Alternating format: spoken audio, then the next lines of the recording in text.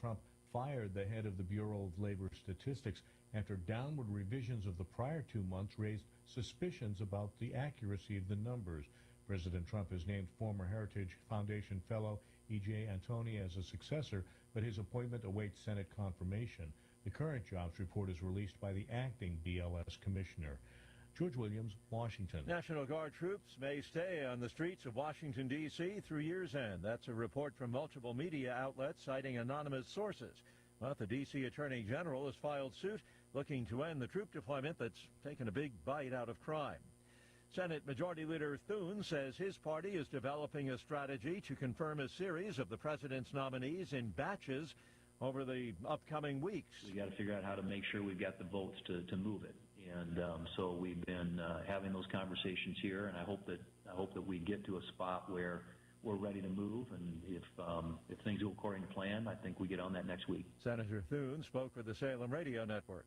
The Department of Defense would be renamed the War Department under an executive order expected to be signed today by President Trump, although congressional approval would be needed to make the change permanent. It was the War Department prior to 1949. The weak August jobs report could bolster the case for the Fed to cut its main interest rate in a couple of weeks. On Wall Street, ahead of this morning's opening bell, stock futures still mixed. The Dow futures are down 14 points, while the NASDAQ futures are up 183. More on these stories at townhall.com.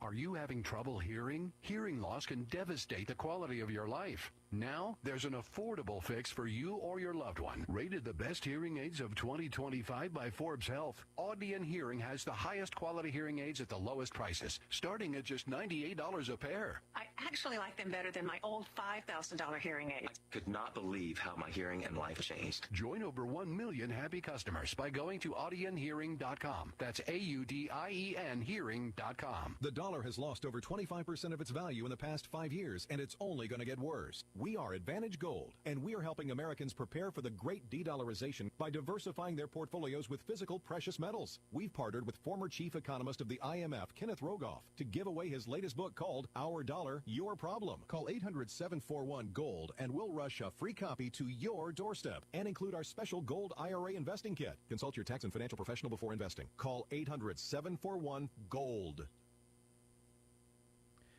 A veteran politician is in line to become Thailand's next prime minister. Anutin Charnvirakul has won a vote in the Thai parliament to become prime minister, according to an unofficial running tally broadcast live on television. Anutin, leader of the Bum Jai Thai party, won more than 247 votes, the required majority from the House of Representatives' 492 active members. Anutin would succeed Paetongtarn Shinawatra, who was dismissed by court order as Prime Minister last week after being found guilty of ethics violation over a politically compromising phone call with neighbouring Cambodian Senate President Hun Sen. I'm Charles de Ledesma. Portuguese officials sifting through the wreckage of a streetcar in downtown Lisbon. They're trying to determine why the popular tourist attraction derailed during the busy summer season. The midweek crash in Portugal's capital city killed 16 people, injured 21. News and analysis, townhall.com. The federal agency tasked with issuing visas and green cards to immigrants will soon expand its ranks to law enforcement, adding armed officers to root out immigration fraud. U.S. Citizenship and Immigration Services, or USCIS, provided details about the plans Thursday after a federal rule change was finalized under Department of Homeland Security Secretary Kristi Noem. USCIS Director Joseph Edlow said in a statement, quote, "This historic moment will better address immigration crimes, hold those that perpetrate immigration fraud accountable, and act as a force multiplier for DHS and our federal law enforcement partners, including the Joint Terrorism Task Force." Bernie Bennett reporting. President Trump has played host to tech executives at the White House, shining a spotlight on AI research and investments. First Lady Melania Trump chairs a new White House AI education task force. She emphasizes both the potential as well as the risks of AI. More on these stories at townhall.com.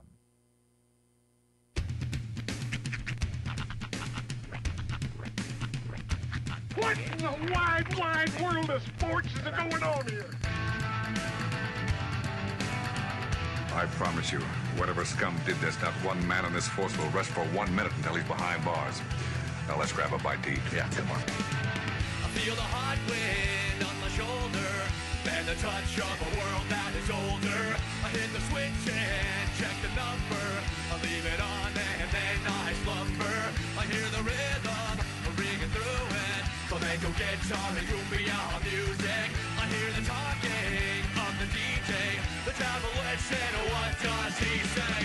I'm on a Mexican radio. I'm on a Mexican radio. Broadcasting live from high atop the J.P. White Building in downtown Roswell, New Mexico. It's Mornings with Mike Winters on 106.5 Roswell's Talk FM. Is that what I sound like when I talk? Now, here's your host, Mike Winters. Your SRM program begins in 10 seconds. Your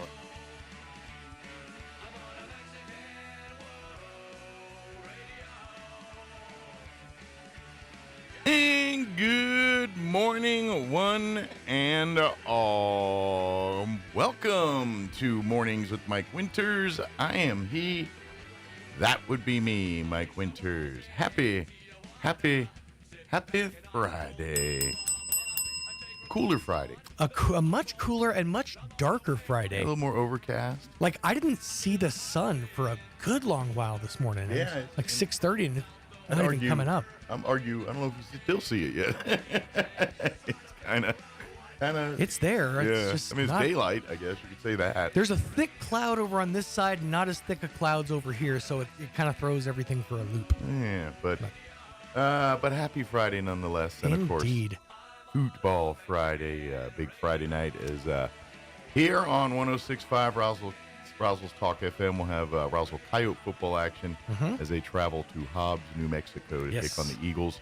That game will have kickoff for you at 7 p.m. Pre-game starting about 6:30. We'll also have live streaming video of the matchup at ksvptv.com in the Roswell Coyotes channel. Indeed. Of course, the Goddard Rockets also in action tonight. Finally at the Wool home. Bowl. Yeah, in the Wool Bowl. Finally in the friendly confines of the Wool Bowl tonight. Taking on Albuquerque Valley. Yeah, taking on Valley. We will have that game for you on our sister station, 106.1 FM La Pantera. Same time, 7 p.m. kickoff. Pre-game will start about 6:30. You can also watch live streaming video and on-demand video, of course, of that matchup at ksvptv.com in the Goddard Rocket channel. Indeed. Bulldogs also in action tonight. Home at the Bulldog Bowl. Yeah, they are back in the Bulldog Bowl tonight. Who are they playing again? They're playing Centennial. Yes, right, Centennial. I knew it was one of the big schools. Yes, playing Centennial. That game will be on our other sister station, 990 AM KSVP.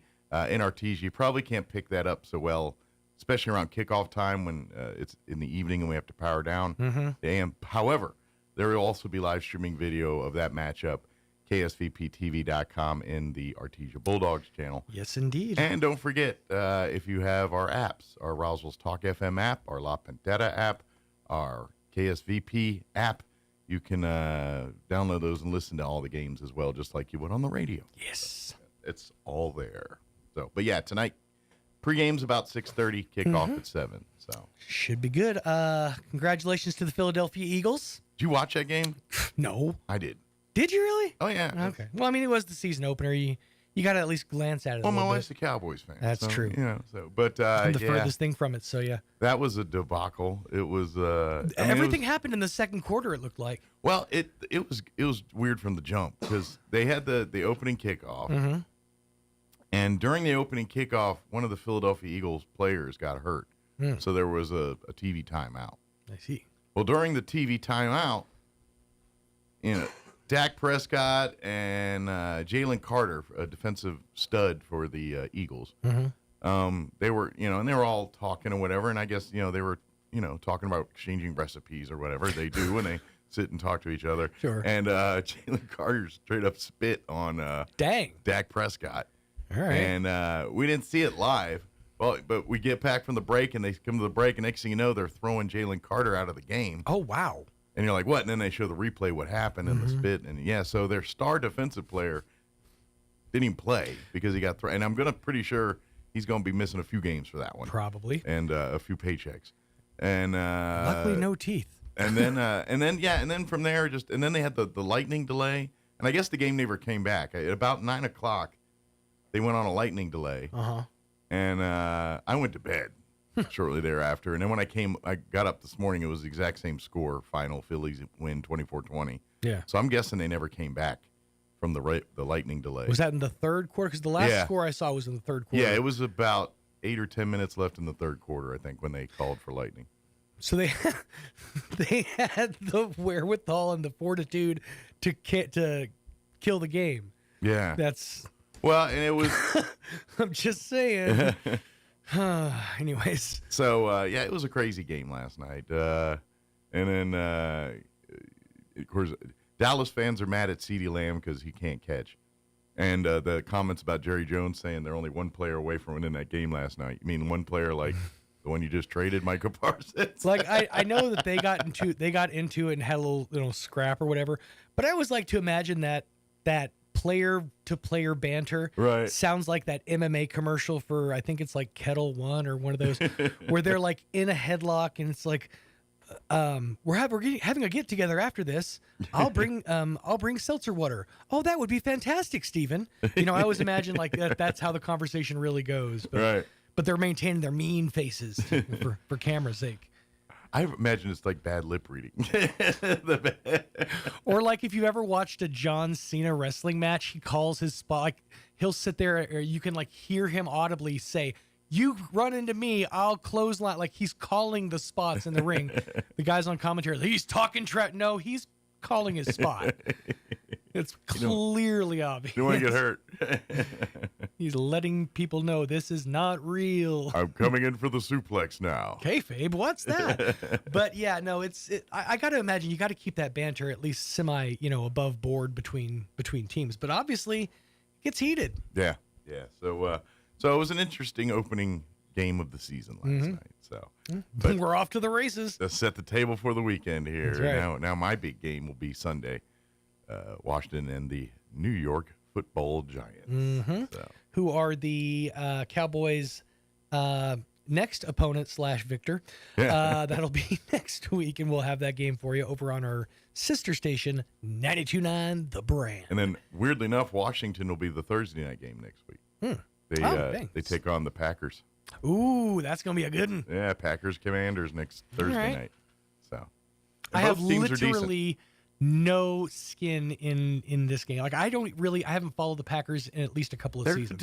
They're a good team. I'm sure they're doing fine. They've always been a fine team. Yeah. They're a safe bet if you want to have a team, like have a team and then just walk away for 3 years. I think they're a playoff caliber team. They're not a championship caliber team. Gotcha. But speaking of that, I saw a bunch of clips on the social media yesterday. I guess Brett Favre did some kind of interview with somebody or something, and he's he's got Parkinson's. Oh, really? He's been diagnosed with Parkinson's. I haven't followed the Favre in quite a number of years.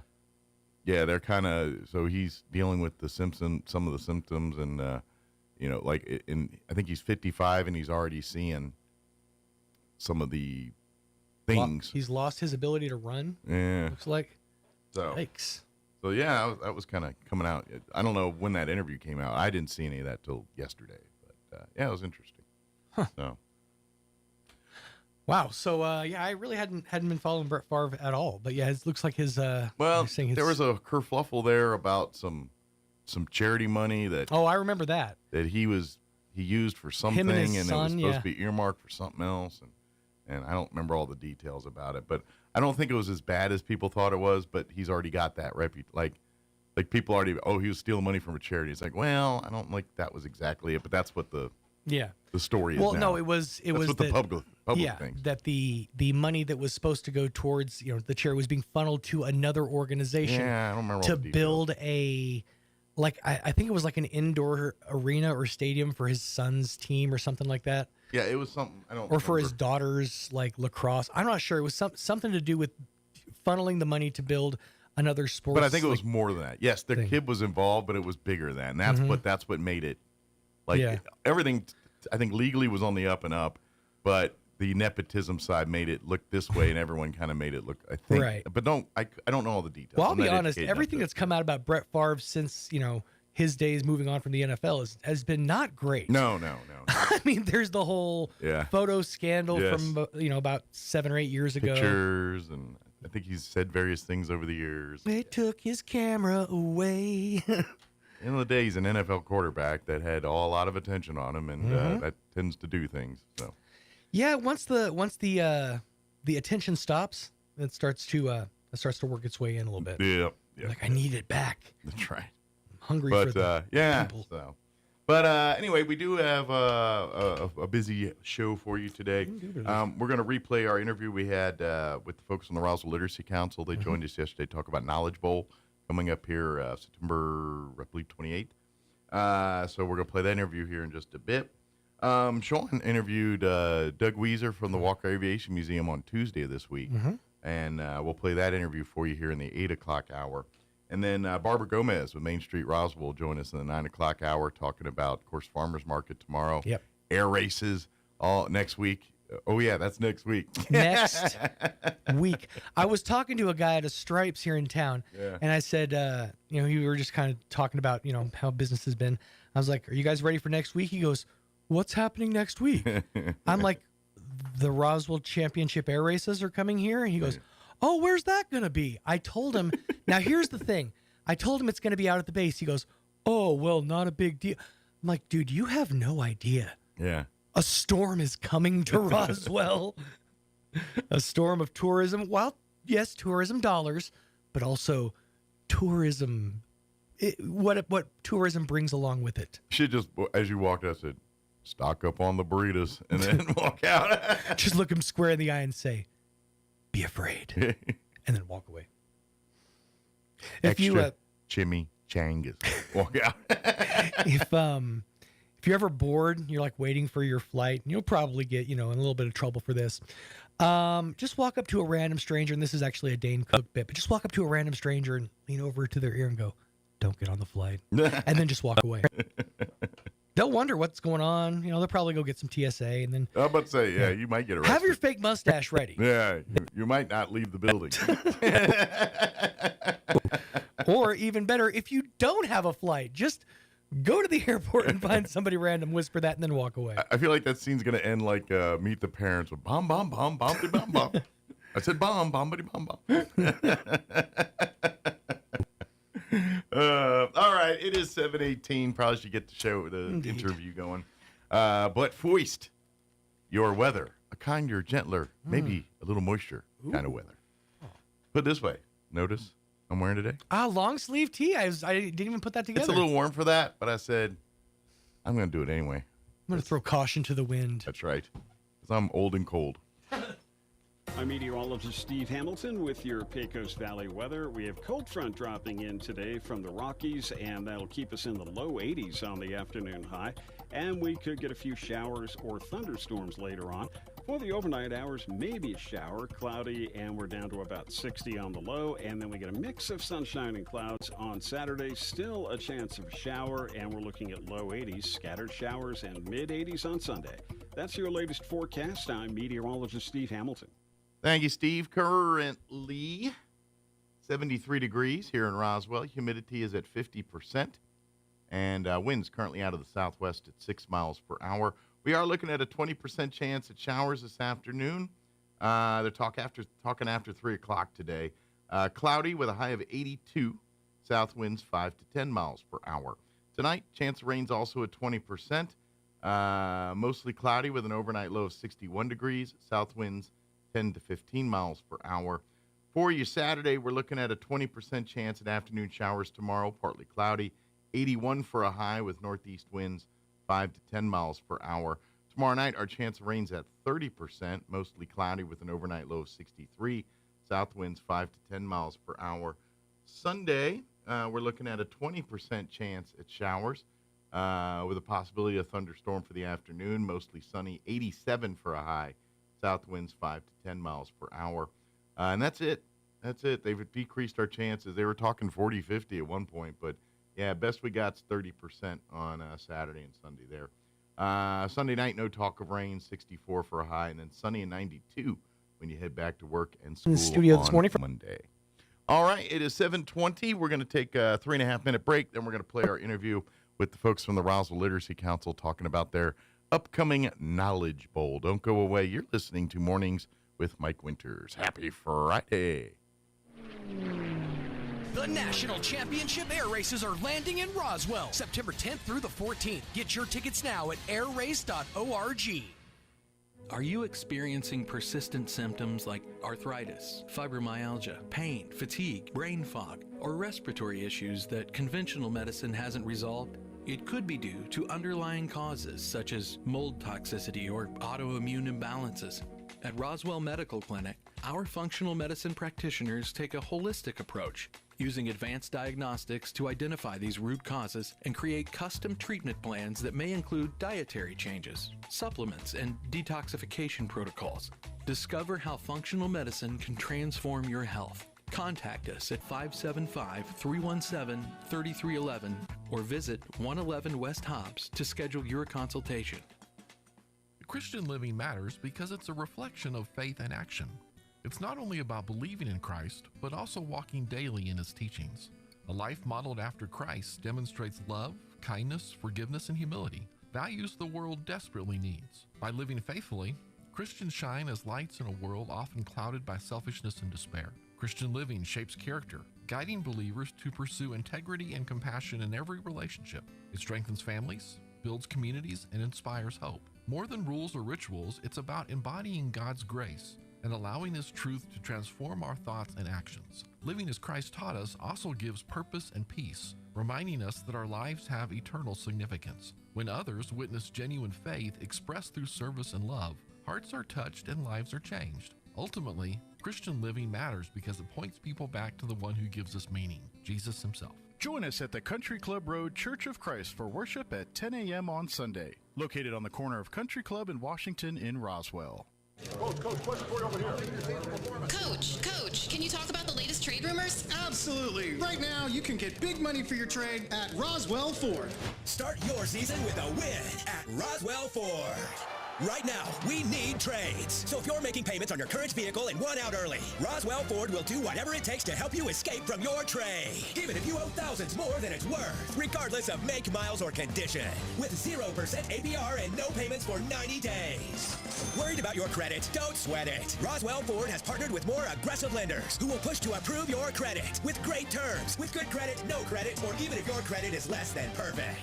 All roads lead to huge American-made savings, more for your trade, and a better buying experience. Get on board at Roswell Ford, 821 North Main Street in beautiful Roswell. Call 575-623-3673 or online at roswellford.com.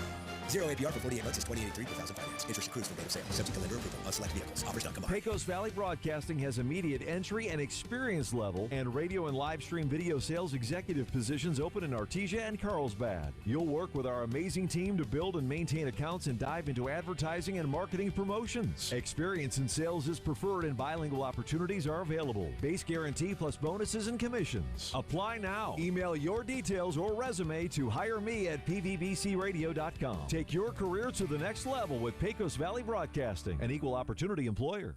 Here's a Mornings with Mike Winters fun fact. U-Haul is the world's largest advertiser in the Yellow Pages. Too bad millennials don't know what the Yellow Pages are. Here's Mike Winters. In studio this morning from the Roswell Literacy Council. Back with us, of course, David Heck back with us. So is Richard Garcia and Larry Martin. Good morning, gentlemen. How y'all doing today? Good morning. Excellent. Doing well. Well, seeing y'all together in one room, in this room, must mean one thing. It is Knowledge Bowl season upon us once again. This is, I would say, probably one of the most popular events that the Roswell Literacy Council does here is your annual Knowledge Bowl event. And this is a big fundraising event.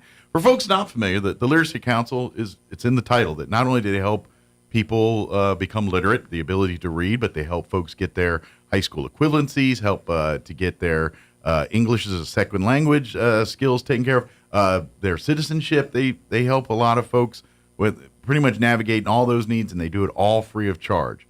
That's why the Knowledge Bowl is important, because it's not actually free of charge.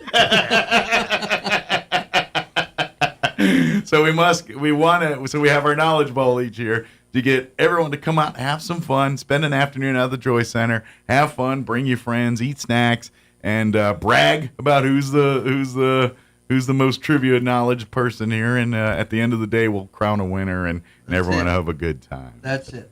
Yeah. So, but yeah, as far as like what you guys do, that's kind of, when we're not doing the Knowledge Bowls and things, folks are coming in, they're getting, it's various things. Some are getting that high school equivalency, or some are, like I said, that maybe they don't speak English at a serviceable level, and they want to get to a point where they can navigate life skills and everything here, and all the way to U.S. citizenship and making sure that they pass all the different tests and things they got to take to do that. That's what the Literacy Council does, and they do it all free.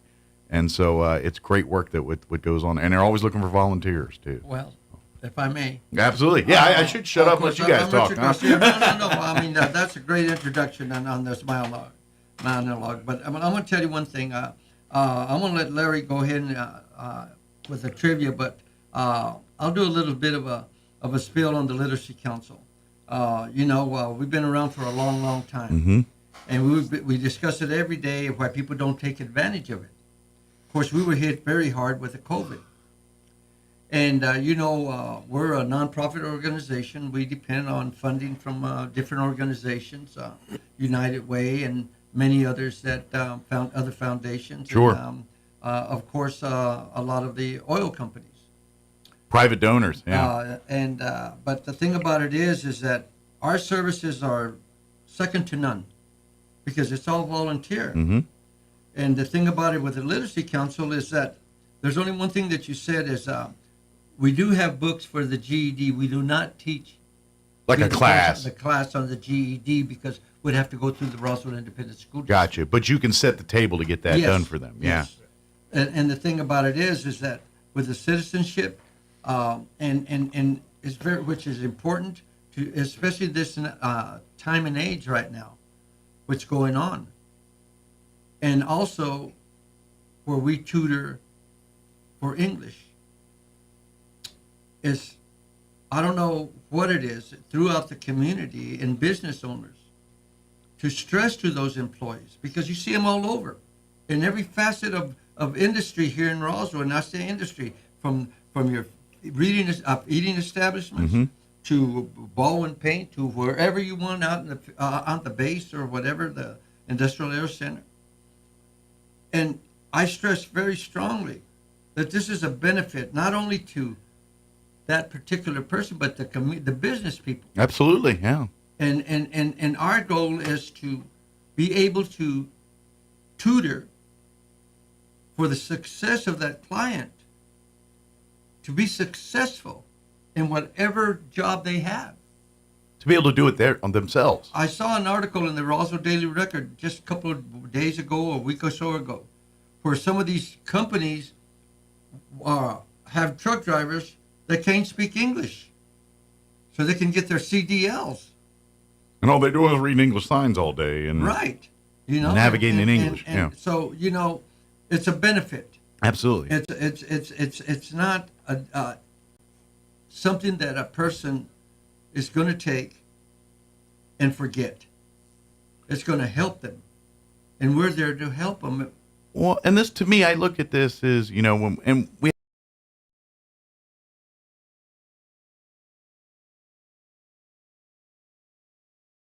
In studio this morning from the Roswell Literacy Council. Back with us, of course, David Heck back with us. So is Richard Garcia and Larry Martin. Good morning, gentlemen. How y'all doing today? Good morning. Excellent. Doing well. Well, seeing y'all together in one room, in this room, must mean one thing. It is Knowledge Bowl season upon us once again.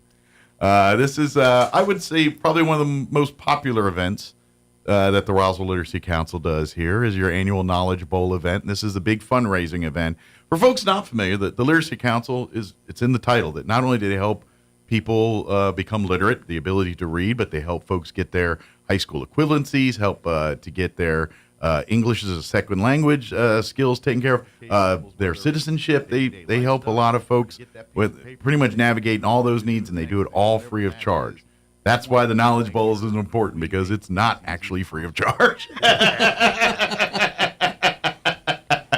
So we have our Knowledge Bowl each year to get everyone to come out and have some fun, spend an afternoon out of the Joy Center, have fun, bring your friends, eat snacks, and brag about who's the most trivia knowledge person here. And at the end of the day, we'll crown a winner, and everyone will have a good time. That's it. Yeah. So, but yeah, as far as different organizations, United Way, and many others that found other foundations. Sure. And, of course, a lot of the oil companies.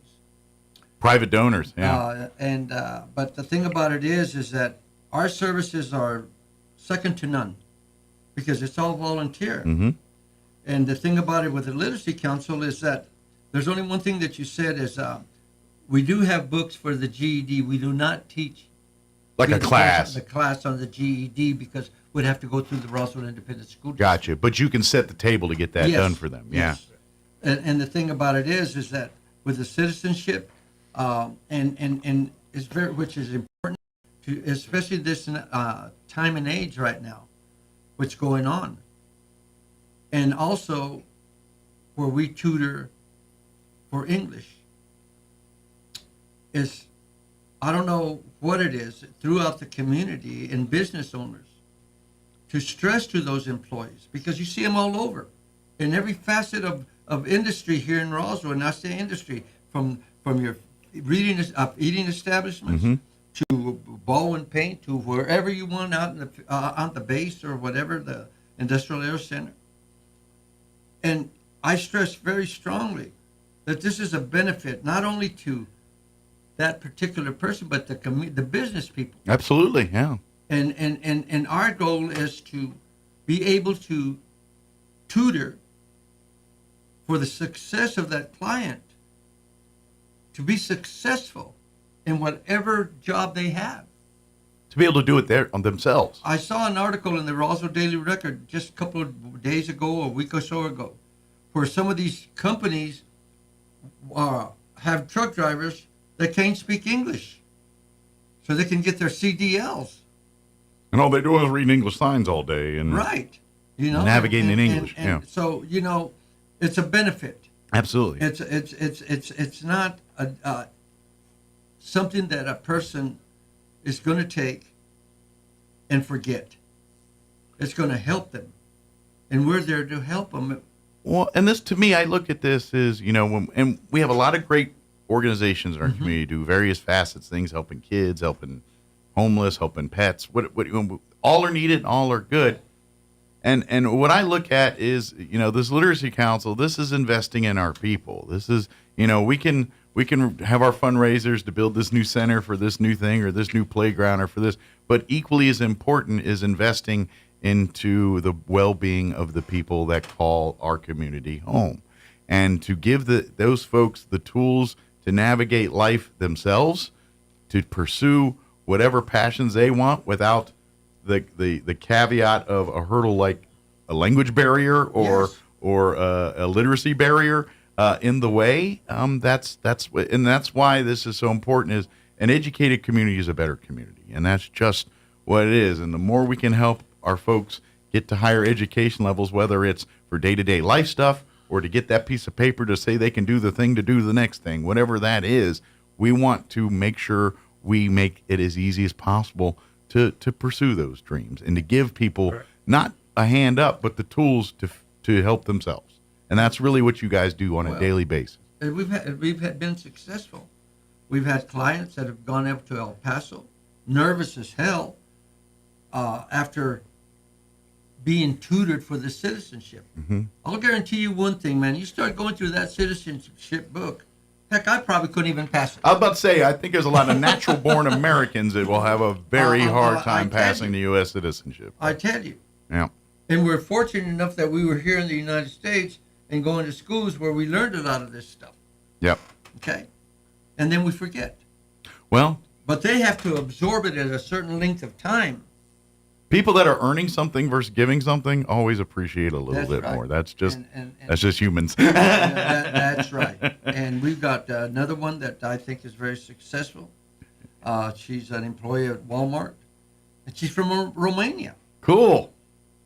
She just got back from Romania. How did she end up in New Mexico from Romania? Well, that's, I guess I want to hear that story. Well, that'd be an interesting story. Yeah. Probably have to take more airtime than we're having today. I had to devote a show. No, those are the things that I'm saying. We've had other nationalities that have come in to try to speak, to learn English. I imagine you got to dig a little deep when you got the Russian to English. We need to. I don't think we got any office. One from Russia and stuff. Das Vidanya. Oh, there he is. Yeah, Das Vidanya. Yeah. There he's gonna. But anyway, I encourage the community and the business owners to recognize us. Sure. And take advantage of it. We're there to be taken advantage of. Absolutely. Because all we do is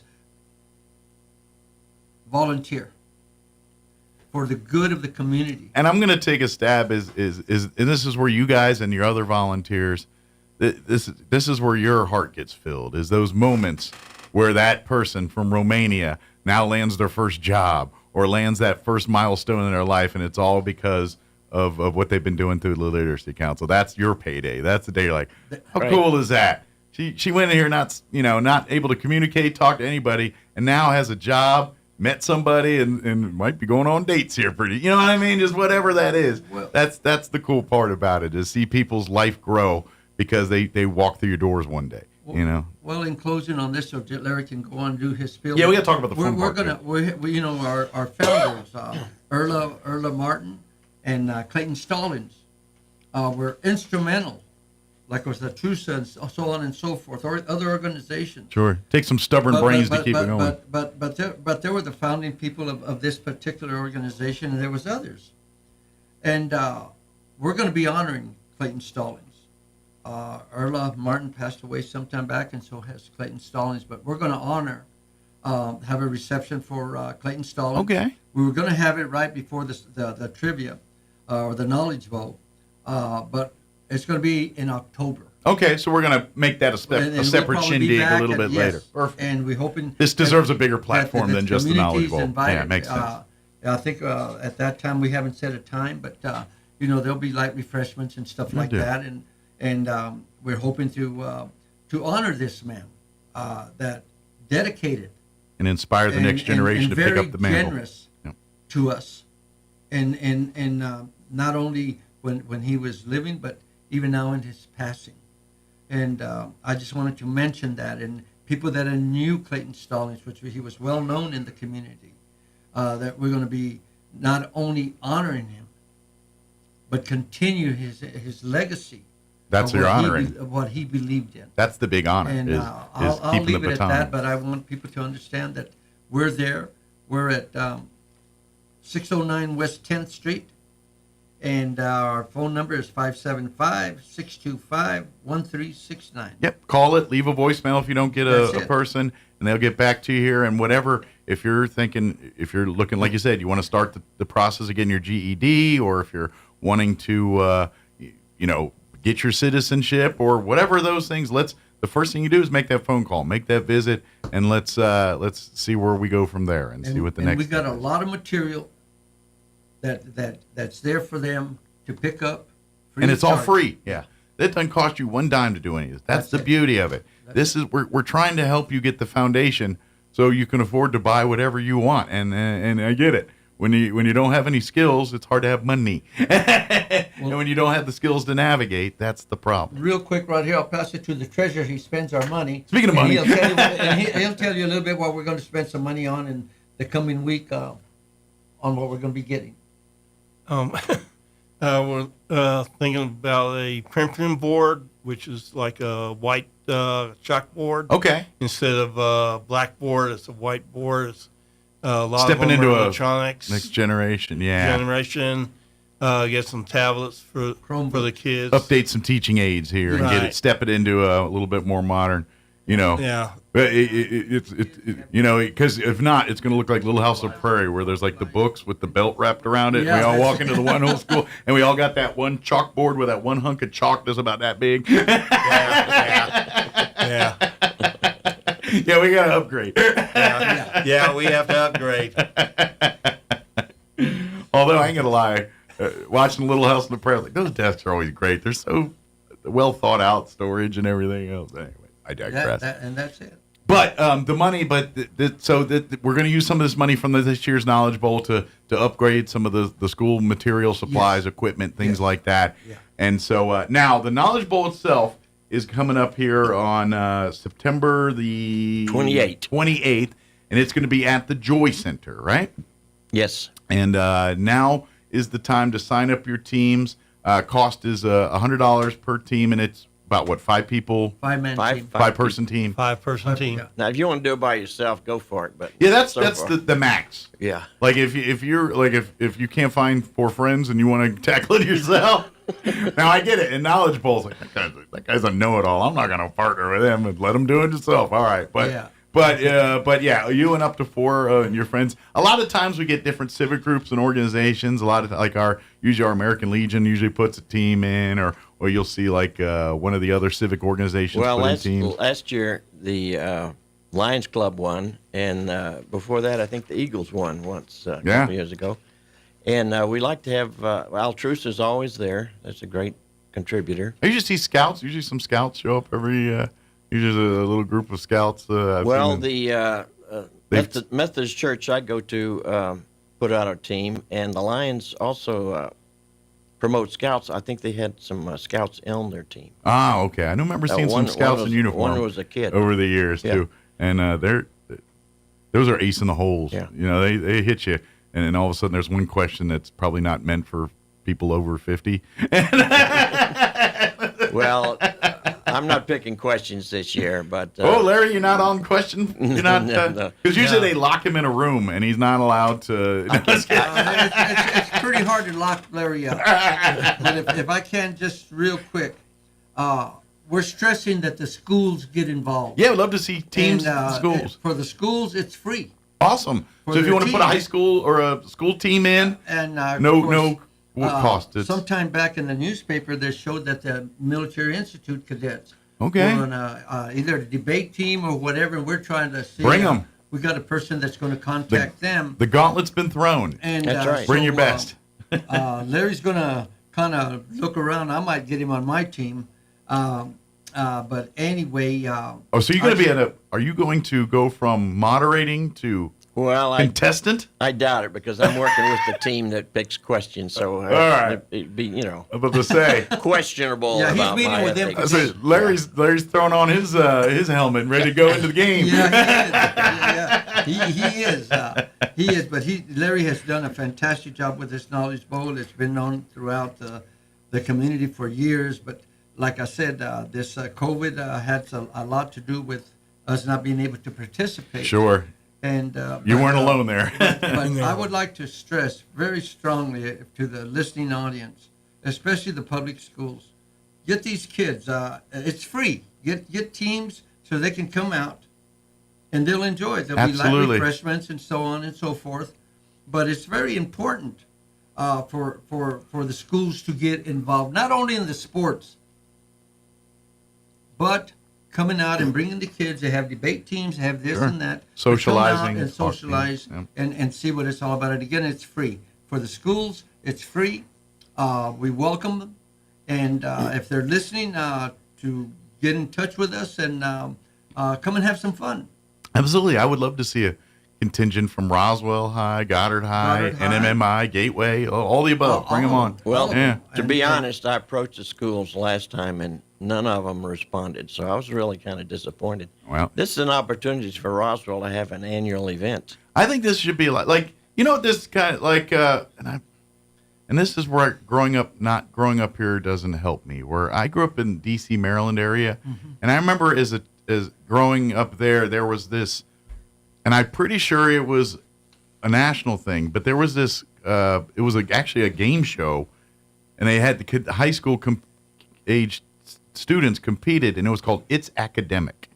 and it was this basically like a knowledge bowl, like a trivia bowl type thing, and they would ask, Jeopardy style questions, not in the form of answering the form of question, but that style of stuff. And basically, the schools would compete locally, and then as they got to like state level, they put it on like the TV channel and everything, and they'd have kids from, and I think it went on out of the DC area to where they would compete. Well, I remember on a national level. A national show was on TV for high school students. And was that it? Yes. It's academic? Maybe that's what I'm thinking of. That but I remember like local regional ones to get to that one and everything else, and we don't have that or see that.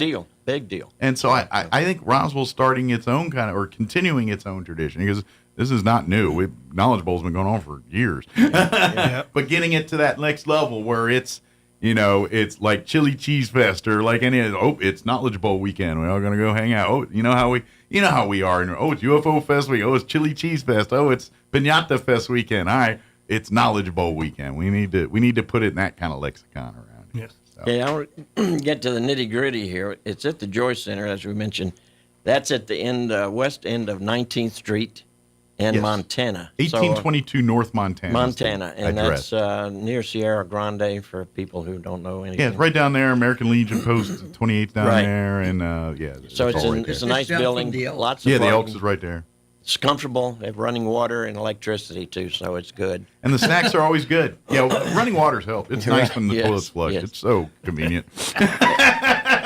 And we have snacks, so we'll get some items Make it your donated. cheat day. Make it your cheat day, because there's a lot of Oreos and cookies and good eats during that. Sunday afternoon, 2:30, 2 o'clock, basically 1:45.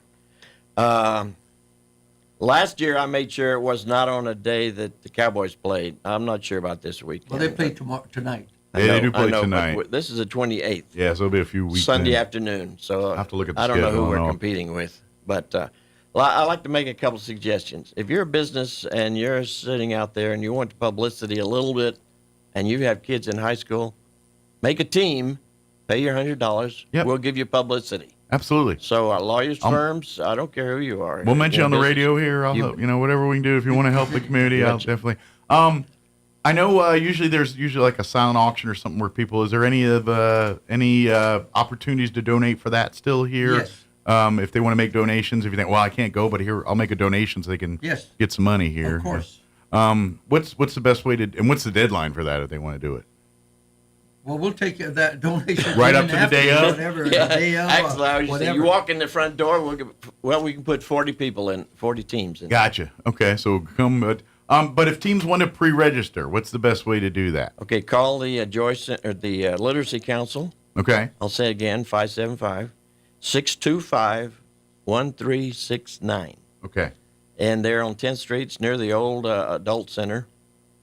So call and then register your team. Yeah, you can. Like I said, you have up to 5 on your team. Right. And cost is $100 per team. Per team. And if Roswell or Goddard want to compete, give me a team. I don't care if it's a football coach and his kids. Yeah, school teams get free of charge, and they waive the $100 admission fee for that. So sign on up, and then it's a lot of fun. I've done it for years, and it's a lot of fun. I highly recommend if you got your groups, your civic groups, or it doesn't have to be. Maybe you go play like the bar trivia with your friends on a Friday night or whatever. We'll get them together and come on down to I won't have any booze, but we'll have the other stuff. and that has become very, very, very popular, especially like in Albuquerque. I know I've got friends in Albuquerque that like on Wednesdays and Fridays they go to a bar or whatever.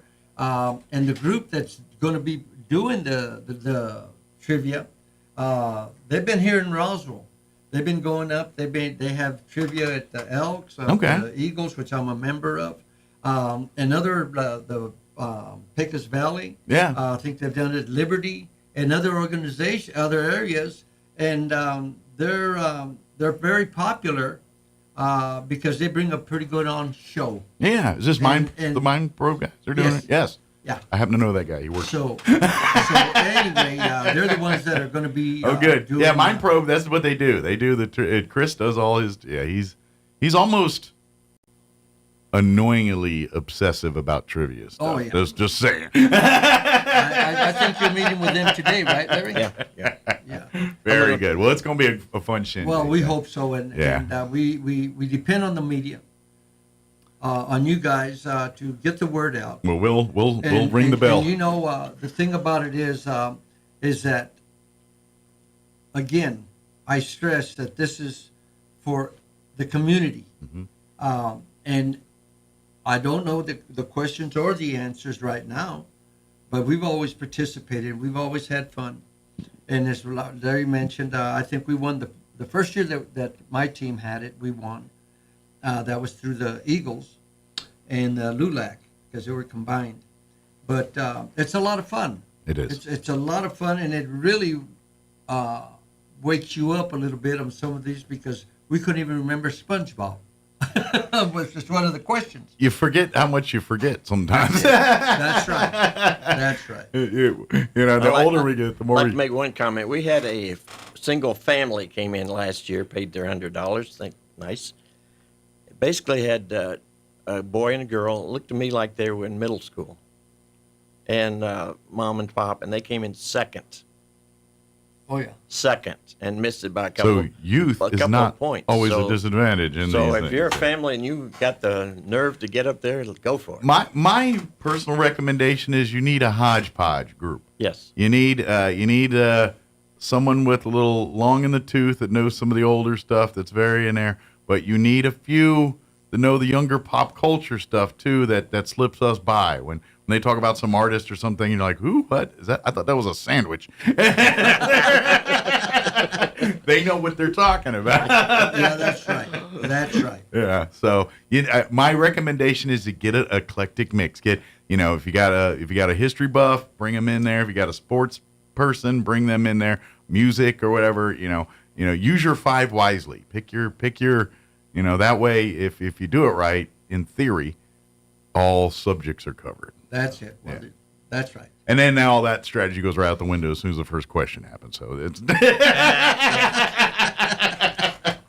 But again, we want to invite everyone out to the Literacy Council's 2025 Knowledge Bowl. It's going to be happening September the 28th at the Roswell Joy Center, which is located at 1822 North Montana.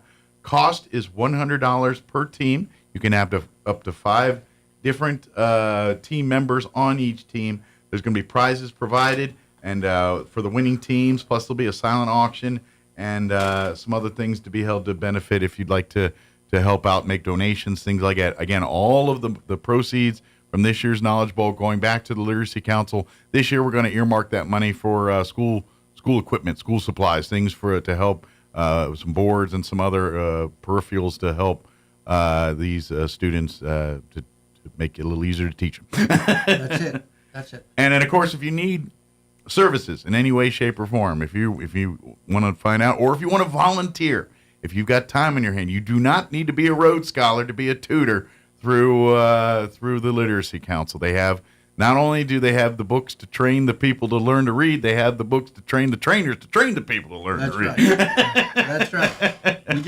We just had a workshop Saturday from the Permian Basin, and we had groups from Texas and New Mexico, Carlsbad, and so it was very informative. And so it's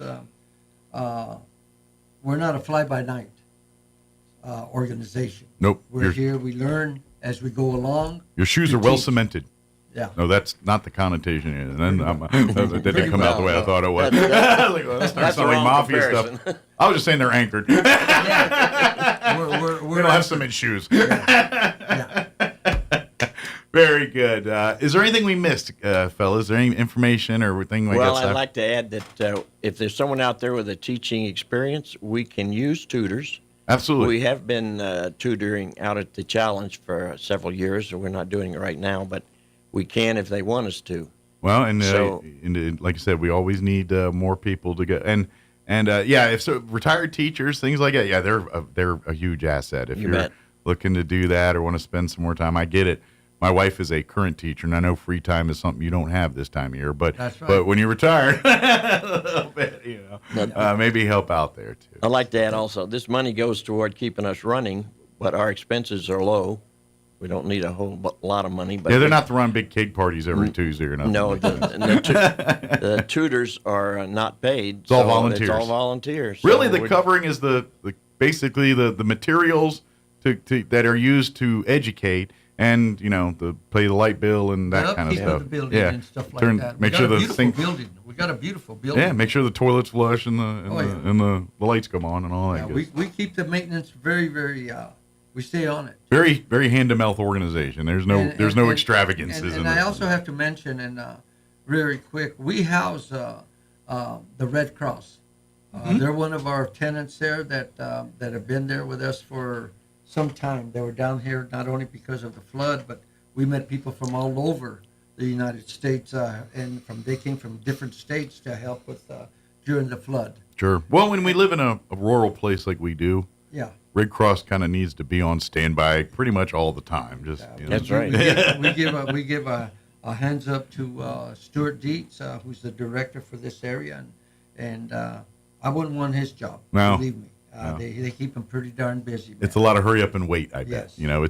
It's either desert, dry, quiet, or hurricane. Yeah. Nothing in between. That's right. And we invite the public to come in, to browse around and take a tour of the facility. Sure. And again, I'm anxious to see and to honor this man and others that have participated in the Literacy Council because of its the utmost importance, man. Absolutely. And you mentioned it earlier, and I've always used that phrase. It's a tool, a tool that is going to work. It's in your hands. Yep. Make it work. You don't do projects for people. Give them the tool bag with the tools and let them build the That's project. it. That's how you teach them. That's how you give them. That's it. Gentlemen, thank you. And, of course, like I said, we'll get you guys back in as we get a little closer for the other event here as we want to honor as we get that. So thank you, guys. And, again, please, if you don't mind, Larry, one more time, give out the phone number to the Literacy Council if they have any questions or want to sign up for Knowledge Bowl or anything related. 575, then there's 625-1369. Very good. Well, gentlemen, thank you so much. Enjoy your day. Who's on? Is it Larry's got to buy breakfast now? Who's buying breakfast? Dave's buying. Oh, it's on Dave. Dave's Dave. okay. Oh, Dave. You did not eat last. That was your That's right. You got to be quick. That's right. You got to be quick. There you go. Well, thank you, gentlemen. Thank you, man. Appreciate it. Thank you. It is.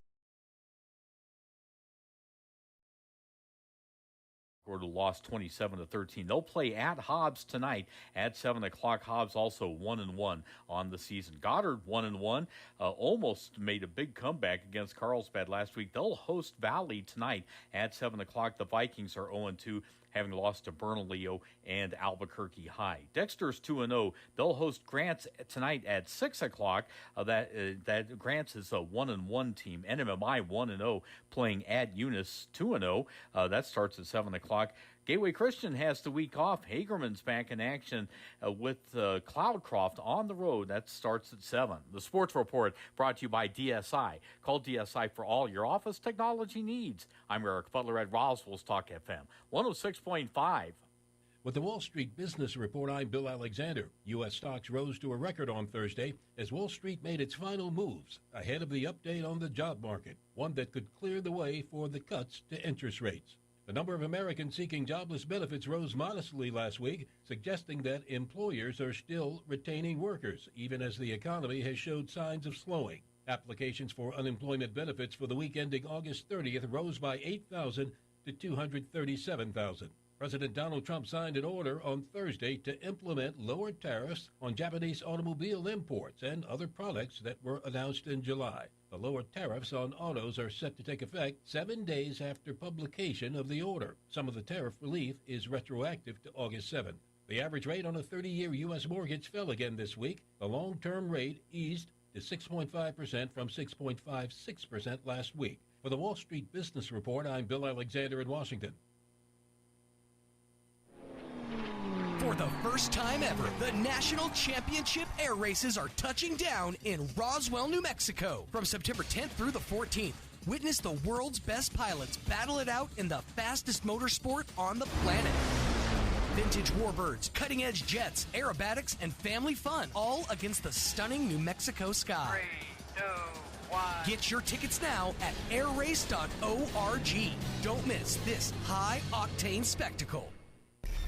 Your home for Sean Hannity in Roswell. 106.5 Roswell's Talk FM, KEND, Roswell, New Mexico. Breaking news this hour from Town Hall. I'm Rich Thomason. Economists figure the weak August jobs report increases the likelihood of a Fed interest rate cut in a few weeks. American employers added just 22,000 jobs last month. The unemployment rate rose to 4.3%. The Trump administration declaring war on international drug traffickers intent on peddling their poison in the U.S. Secretary of State Rubio visiting Ecuador, part of a Latin America tour. This time, we're not just going to hunt for drug dealers with the little fast boats and say, let's try to arrest them. No, the president has said he wants to wage war on these groups because they've been waging war on us for 30 years and no one has responded. But there's no need to do that in many cases with the friendly governments because the friendly governments are going to help us. They may do it themselves. The administration has declared 2 Ecuador-based gangs foreign terrorist organizations. The American military recently attacked and sank a boat that was carrying drugs out of Venezuela. President Trump is pushing the allies to stop buying oil from Vladimir Putin. That was the president's message to European leaders in a Thursday call. A White House official said those oil purchases are helping Russia fund its war against Ukraine. Donald Trump also urged Europe to put economic pressure on China for funding Russia's war efforts. The president joined a call of the coalition of the willing countries who are meeting on security guarantees for Ukraine in the event of a peace deal with Russia. Greg Clugston, Washington. President Trump plans to sign an executive order bringing back the original name of the Department of Defense. It was called the Department of War. That was prior to 1949. Washington, D.C. is suing the Trump administration over the deployment of National Guard troops in the capital city. And watching Wall Street this morning, the Dow 63 points higher. The NASDAQ is up 92 points. More on these stories at townhall.com. Here's an important message from the Diabetes Solution Center. Do you like pricking your fingers to test your blood sugar levels? No one does, but it's important to maintain your health. And now, by wearing a small remote device called a continuous glucose monitor, or CGM, you don't need to prick your fingers anymore. It's easy to use and helps you make more accurate diabetes treatment decisions. If you are testing your blood sugar 3 or more times daily, injecting insulin, or using an insulin pump, call the Diabetes Solution Center right now. And if you have Medicare or most major insurance coverage, you may be able to get a new CGM at little to no out-of-pocket cost. Shipping is free, and we'll even bill your insurance company for you. If you are testing your blood sugar 3 or more times daily, injecting insulin, or using an insulin pump, call the Diabetes Solution Center right now to learn how to end the painful finger sticks and get your own continuous glucose monitor, or CGM, at little to no out-of-pocket cost. President Trump is lowering Japanese auto tariffs. 27.5% levy drops to 15%. The BBC's Shaima Halil in Tokyo. Japan's top tariff negotiator, Yoshi Akazawa, said Japanese imports with pre-existing rates of 15% or higher will not face any additional levies. The order was issued hours after Mr. Akazawa arrived in Washington for his 10th round of talks. Under the trade deal, Japan pledged to invest up to $550 billion in the U.S. Japanese officials have said the figure represents a combination of investments, loans, and loan guarantees from government-backed financial institutions. Japan's Prime Minister Shigeru Ishiba has been under increasing political pressure to reach a trade deal with the Trump administration. Chinese President Xi Jinping and North Korean leader Kim Jong-un have pledged mutual support and enhanced cooperation. The two leaders held talks recently in Beijing. News and analysis at townhall.com. Remote jobs are hard to get. The trend of ditching traditional office space to work from hotels and home accelerated when the coronavirus hit in 2020. Once given a taste of the freedom and flexibility, many workers grew accustomed to that lifestyle. Working parents enjoyed being home when children got off the school bus. But many large companies began calling workers back into the office, making competition for remote jobs fierce. Many of the jobs advertised as remote attract hundreds of applications. John Scott reporting. U.S. winemakers have something to celebrate. The corks they're popping are not subject to tariffs. Framework trade deal between the U.S. and the EU singled out the material as an unavailable natural product. So cork has joined a handful of other items that are exempt from a 15% U.S. tariff on most EU products. More on these stories, townhall.com.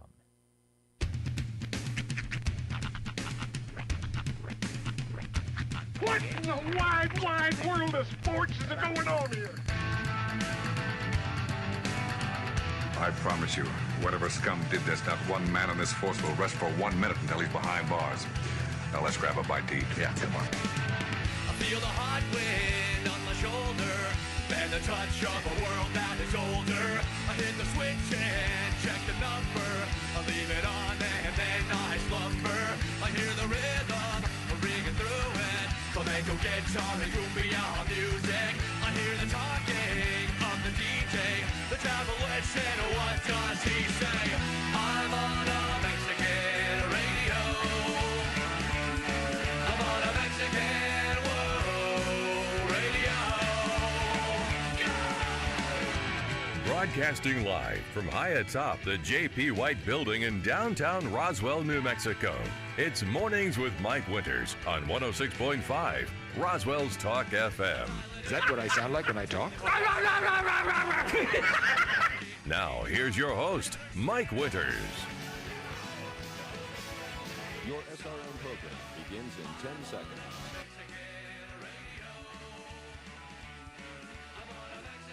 And good morning. It is 6 minutes after 8 o'clock. Welcome to hour number 2. They call it the Deuce. Of Mornings with Mike Winters right here on 106.5 Roswell's Talk FM. Happy Friday, everybody. Yes, welcome to it. It is Friday. It's a cloudy Friday. It's a beautiful Friday. It's fantastic out there. Yeah, I'm digging. Little breeze blowing around. It's quite nice. I kind of hope it stays this way. Let's just stick with the clouds, all right? No, keep the rain. No storm activity needed here. Well, as long as we ain't going nothing between the hours of, say, 6 p.m. and 10:30. Yeah. 11 p.m. That's a good winter. Keep it clear in that way. But other than that, give some winter. But we'll see. It looks like a nice day, and I think we'll be all right. I think it'll hold up okay. Yeah, we'll be all right. I just stumbled on something, and I haven't actually fully even watched the trailer for it, but apparently there is a John Candy biopic in the works. Not a biopic. There's a John Candy documentary in the works. Or it's done, I guess. The official trailer is out. It just popped up on my For You page. It's called John Candy, I Like Me. So what platform is... I'm not 100% sure. I know it's MGM is making it.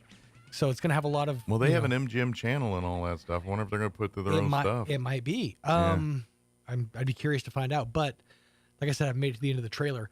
My guess is it'll show up either on Hulu or Paramount Plus. I've seen MGM stuff show up on both of those. So. But from what I've seen, I think because it's an actual MGM documentary, they're going to have access to a lot of the actual footage from his movies. A lot of the behind-the-scenes stuff that never maybe seen the light of day before. I'm thinking. Yeah. So, the first interview that pops up is Bill Murray. Well, okay. So and you know what?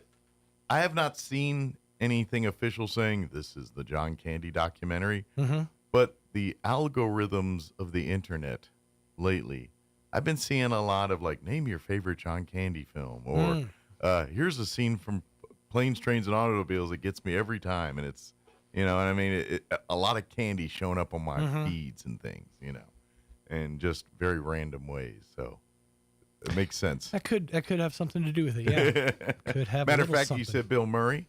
Just yesterday, there was a thing I saw about Bill Murray talking about some art that saved his life or something like that.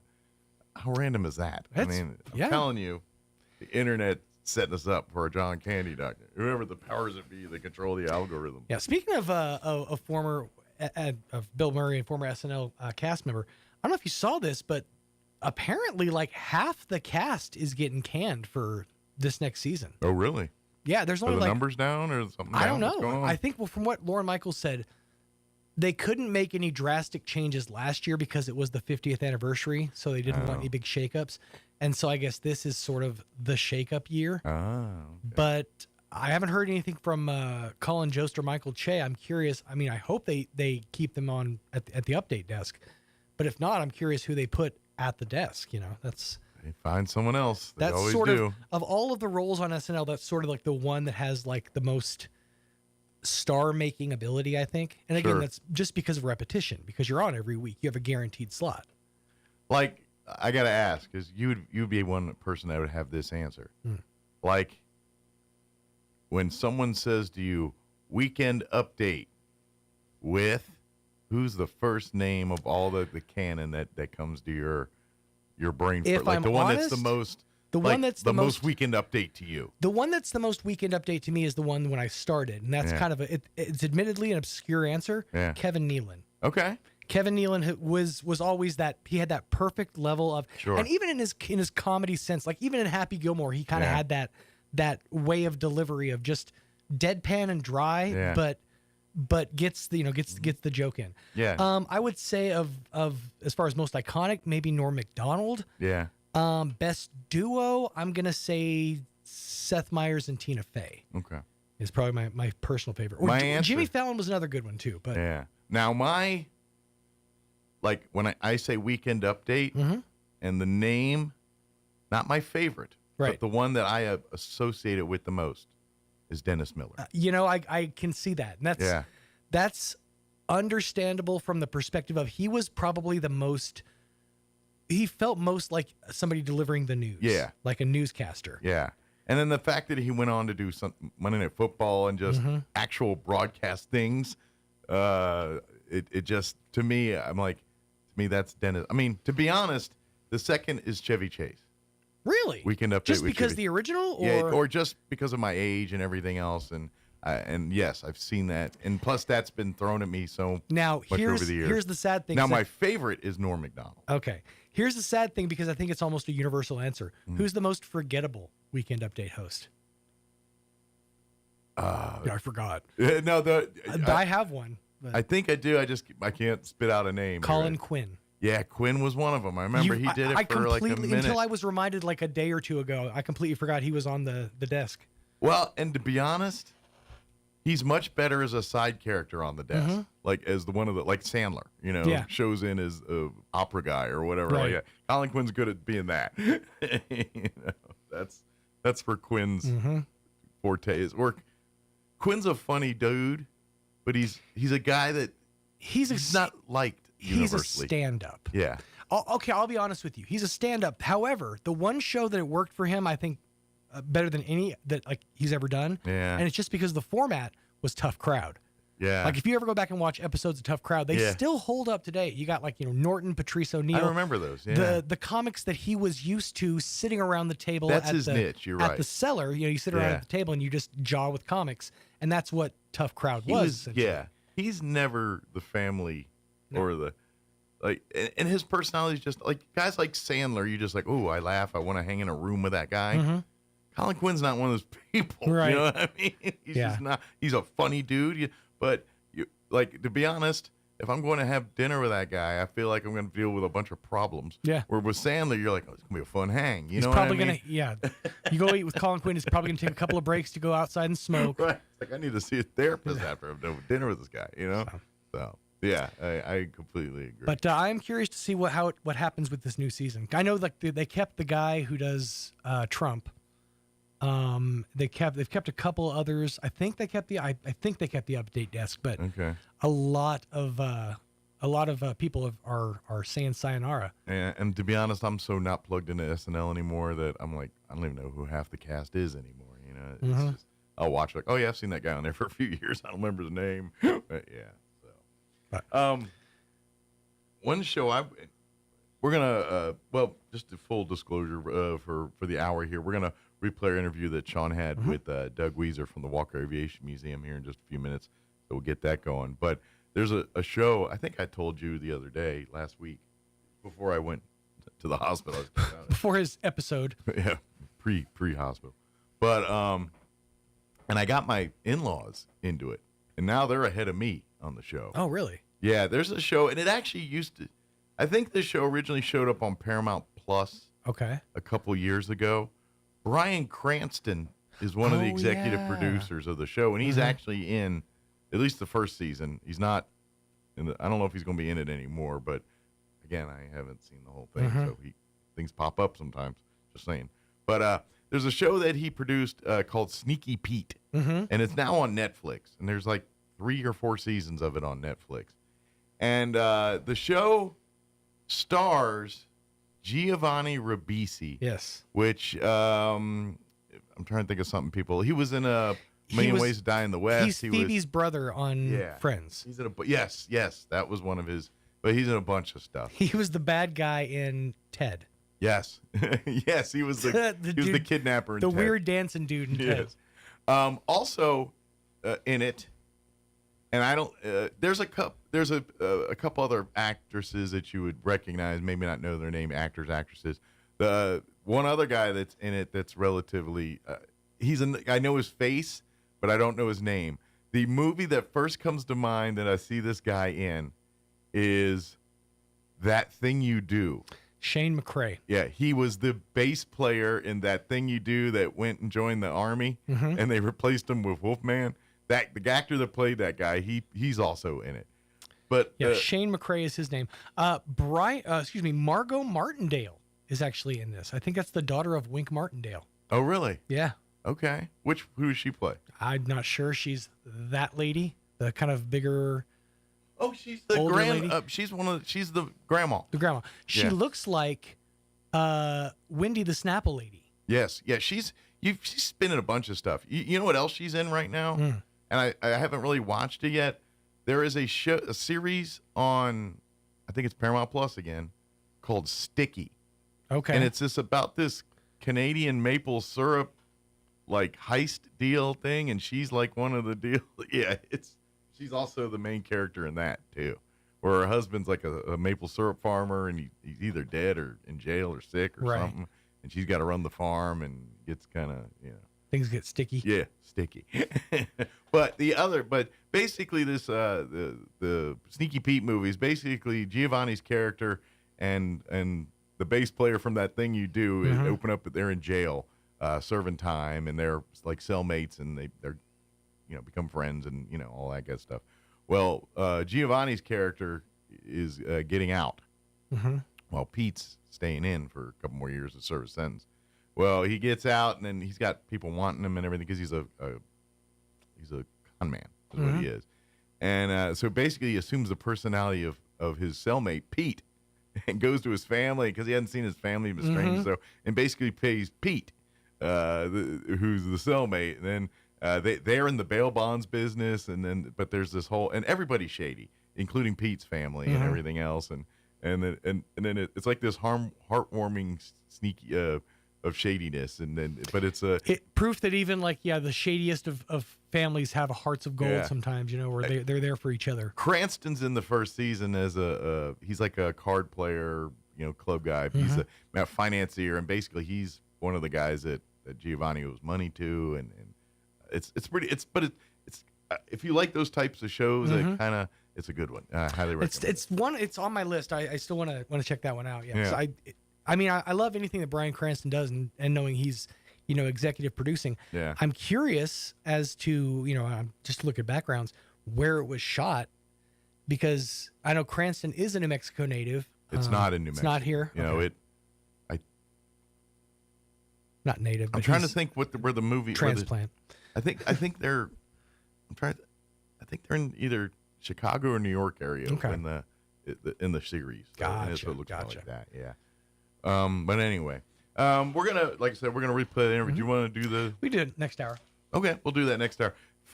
Sean procured some of that Dubai chocolate latte. Now I'll tell you why I was able to do this, because it's in such small portions. It's like a little cheaper. morsel. Yeah. Yeah, so I was like, ooh, that's affordable. I can do that.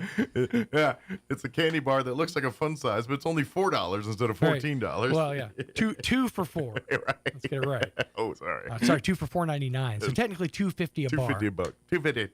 $2.50. Man, even the baseball. $1.25 a portion. Even the baseball team only charges me $1, man. Come on.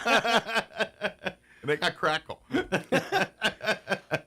All right, 8:19. Here's your weather. Weather this hour is brought to you by Bob Reed Pest Control. Pest management for all of southeast New Mexico. No job is too big or too small. Find them online at bobreedpestcontrol.com or call today 575-623-5344. Serving all of southeast New Mexico. I'm meteorologist Steve Hamilton with your Pecos Valley weather. We have cold front dropping in today from the Rockies, and that'll keep us in the low 80s on the afternoon high. And we could get a few showers or thunderstorms later on. For the overnight hours, maybe a shower, cloudy, and we're down to about 60 on the low. And then we get a mix of sunshine and clouds on Saturday. Still a chance of shower, and we're looking at low 80s, scattered showers, and mid 80s on Sunday. That's your latest forecast. I'm meteorologist Steve Hamilton. Thank you, Steve. Currently 73 degrees here in Roswell. Humidity is at 53%. Winds are currently out of the south at 6 miles per hour. We are looking at a 20% chance at afternoon showers and thunderstorms. They're saying after 3 today, mostly cloudy, a high of 82 with winds out of the south at 5 to 10 miles per hour. For tonight, we're looking at a 20% chance of showers and thunderstorms, mostly cloudy, 61 for an overnight low. Winds will be out of the south, 10 to 15 miles per hour. For your Saturday, we are looking at a 20% chance at afternoon showers, partly cloudy, high of 81 tomorrow with northeast winds 5 to 10 miles per hour. 30% chance at showers Saturday evening, mostly cloudy with an overnight low of 63 degrees, south winds 5 to 10 miles per hour. Sunday, we're looking at a 20% chance at afternoon showers, mostly sunny, 87 for a high, south winds 5 to 10 miles per hour. Sunday night, no talk of rain, mostly cloudy, 64 for an overnight low. And then Monday, when you head back to work and school, sunny skies, 92 for a high. And it looks like we're going to be in the mid-90s Tuesday and Wednesday, mid to low 90s Thursday next week. So we'll be lingering in the 93 to 95 range for looks like a hunk of next week. All right, it is 21 minutes after 8 o'clock. We're going to go ahead and take about a 4-minute break, and then we're going to play our interview with that Sean had on Tuesday with Doug Weiser from the Walker Aviation Museum. Don't go away. You're listening to Mornings with Mike Winters. Roswell, your used car dealership is here. Tate Branch Roswell. Come experience the Tate Branch difference. We've got a huge selection of quality used cars, trucks, and SUVs, all at great prices with big discounts happening right now. And here's the best part. Every single used vehicle comes with our lifetime powertrain warranty at no extra cost. It's all backed by friendly hometown customer service that puts you first every time. So don't wait. Head to Tate Branch Roswell, 2000 West 2nd Street, and drive home happy today. Tate Branch Roswell. Come experience the difference. For the first time ever, the National Championship Air Races are touching down in Roswell, New Mexico. From September 10th through the 14th, witness the world's best pilots battle it out in the fastest motorsport on the planet. Vintage warbirds, cutting-edge jets, aerobatics, and family fun, all against the stunning New Mexico sky. 3, 2, 1. Get your tickets now at airrace.org. Don't miss this high-octane spectacle. Picture this. You're behind the wheel of a John Deere compact tractor. You're effortlessly breaking ground, moving piles of rocks just by moving a lever, and enjoying the sun as you clear brush across your pasture. We could keep trying to put you in the moment, but to really understand what this feels like, you just have to get in the seat. Stop by Pecos Valley Equipment in Artesia and Roswell, or visit us online at pecosvalleyequipment.com. Christian living matters because it's a reflection of faith and action. It's not only about believing in Christ, but also walking daily in his teachings. A life modeled after Christ demonstrates love, kindness, forgiveness, and humility, values the world desperately needs. By living faithfully, Christians shine as lights in a world often clouded by selfishness and despair. Christian living shapes character, guiding believers to pursue integrity and compassion in every relationship. It strengthens families, builds communities, and inspires hope. More than rules or rituals, it's about embodying God's grace and allowing His truth to transform our thoughts and actions. Living as Christ taught us also gives purpose and peace, reminding us that our lives have eternal significance. When others witness genuine faith expressed through service and love, hearts are touched and lives are changed. Ultimately, Christian living matters because it points people back to the one who gives us meaning, Jesus Himself. Join us at the Country Club Road Church of Christ for worship at 10 a.m. on Sunday, located on the corner of Country Club and Washington in Roswell. When managing a chronic illness, access to the right treatments makes all the difference. Artesia General Hospital's Infusion Center provides IV therapy and biologic treatments, so you don't have to travel far for care. Expert infusion therapy right here in Artesia. Call 575-736-8256 today to learn more. Coach, can you talk about the latest trade rumors? Absolutely. Right now, you can get big money for your trade at Roswell Ford. Start your season with a win at Roswell Ford. Right now, we need trades. So if you're making payments on your current vehicle and want out early, Roswell Ford will do whatever it takes to help you escape from your trade. Even if you owe thousands more than it's worth, regardless of make, miles, or condition. With 0% APR and no payments for 90 days. Worried about your credit? Don't sweat it. Roswell Ford has partnered with more aggressive lenders who will push to approve your credit with great terms, with good credit, no credit, or even if your credit is less than perfect. All roads lead to huge American-made savings. More for your trade and a better buying experience. Get on board at Roswell Ford. 821 North Main Street in beautiful Roswell. Call 575-623-3673 or online at roswellford.com. 0 APR for 48 months is $28.83 per thousand finance. Interest accrues from date of sale. Subject to lender approval on select vehicles. Offers not combined. Here's a Mornings with Mike Winters fun fact. Turtles can breathe through their butts. We imagine you know some people who do that too, because that's where their heads reside. Here's Mike Winters. In the studio this morning from the Walker Aviation Museum, Mr. Doug Weiser. How are you doing this morning? Good morning, Sean. How are you? I'm good. I'm good. This is it's a very interesting time to be alive. It seems like we've had a few days of just kind of calm. Like I was joking with Mike last week with a lot of some of the replay interviews we've had, not a lot of actual guests. It feels like if you remember when you were a kid and there was a substitute or something would happen and you'd hear the squeak, squeak, squeak of the TV cart rolling down the hallway. That's what it feels like. Is we have a bunch of substitute days, but it's all kind of the calm before the storm because it's coming, and I think it's going to be a very busy time, but also a great time for folks like the Walker Aviation Museum. Yes, and we're going to be we're having the extended hours next Wednesday, 10th through the 14th, which is a Sunday. And we're going to be open from 10 a.m. to 5 p.m. Those 4 days. I should say 5 days, actually. Wednesday, Thursday, Friday, Saturday, Sunday. So, but from 10 to 5. The museum, for those folks that don't know, is located in the main terminal there at the airport. We're right to the right as you walk in. And you can't miss us if you look to the right.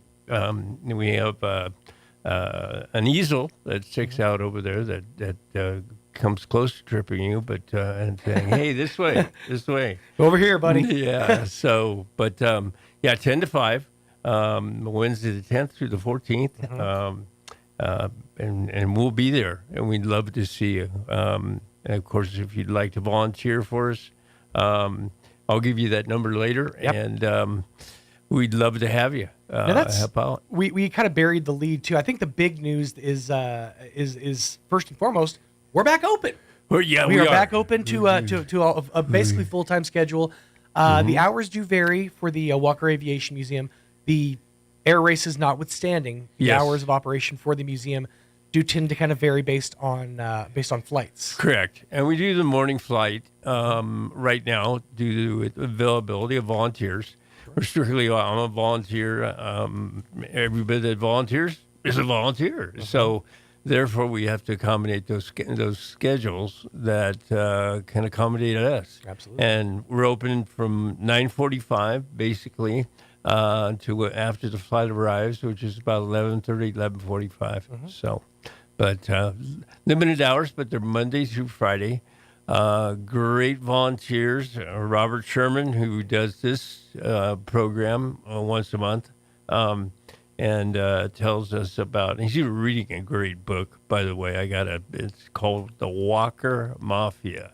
Ooh. And it's about the basically the bomber pilots who Walker was named after, Walker Field, and but. It's a book about them, two other pilots that led this B-25, B-17 group that was trained there. Of course, General Walker lost his life. That's why it was named. The field was named for him. But it's a great book. Bob was telling me about it a little bit last night. So, but we're happy to be here. A little legacy about it was 1941 to 1967. Those 26 years before it was closed in the 60s. I went through the Cold War, the Cuban Missile Crisis. It was a SAC base. There was Atlas missiles placed around Roswell. Some people can still see the silos. Yeah. Silos are still there. There's a YouTube video actually. I was watching a tour of one of those silos. Yes. That's been converted to an Airbnb. Mm-hmm. So for a nominal fee, you can spend the night inside one of those missile silos. You can, and it's Robert just took a tour of one of those, and it's a great segue into the history of what made Roswell Roswell. You know, I'm on a page on Facebook called Remembering Roswell, and they'll post pictures up from around that time, from what you could basically consider as the boom period of Roswell. And there's very few times in my life that I've ever wanted to be alive more at a different era, but I would have loved to have been a part of Roswell during that time, because it was such a lively and vibrant community. There were so many different, shops and restaurants and like drive-in theaters and so many interesting, aspects of Roswell. And then the base, and then everything, all the stories and everything that was happening out there. It just seems like such an exciting time to be a part of it. Yeah, it was like Twin Cities. I mean, there was a little city out there at the air base, and then there was connected to Roswell, and each fed off each other, and it was a great, thriving time. You're right. There was, once the base closed due to political reasons, we all see a lot of those, Roswell, everybody wondered if Roswell was going to survive. And as some of the stories that I hear, I moved to Roswell in the 80s, missed all that, but saw a lot of the aftermath 20 years later, what Roswell looked like. It's sort of thriving, rebounding, but Roswell has a funny way of reinventing itself. It really does. It's been very interesting to watch kind of the history of Roswell, kind of post base closure, and just see how Roswell has transformed itself and morphed. And even today, we're still evolving with the air races coming in. I think this opens up a whole new chapter of what Roswell is going to be for southeastern New Mexico. Yeah. I mean, when I first moved to Roswell, and I've been here 40 years now. I thought to myself, even Deming, Deming has a duck races. What does Roswell have? It needs a hook. It needs something. Every different town, and the place I'm from, of course, every town had a hook. Calaveras County in California has the frogs, and they have, who can jump, who can jump the farthest. So but Roswell didn't have anything until somebody said, "Hey, we had a UFO incident here," and hey, we had a SAC base here, and now we have the international air races. So it's an exciting time. Like you said, I used to hear somebody that was born and raised here in Roswell talk about the base. Talk about the Officers Club, talk about this, talk about that, and growing up around air bases, a lot of air bases in California, like it did Mather, McClellan, different things like that. I knew there was an excitement, there was a fever that bases they drive an economy. They are the economy. They build their own second life. They do. The people who are on that base, the soldiers, the employees, they have a life outside of work hours, and they go to restaurants, they go to movies, they socialize, and it builds and creates its own other things. They do. It sort of feeds off itself, and And, even now that the base is closed, and the base has been closed since 1967, and the museum, we do a lot of different things, and we honor that legacy, but we also honor the military. We honor we have a beautiful STEM program out there that offers youth the opportunity to take a look at what's involved with any kind of aviation career, whether it be a med nurse, med doctor. There's a pilot. They're searching for pilots in such a way.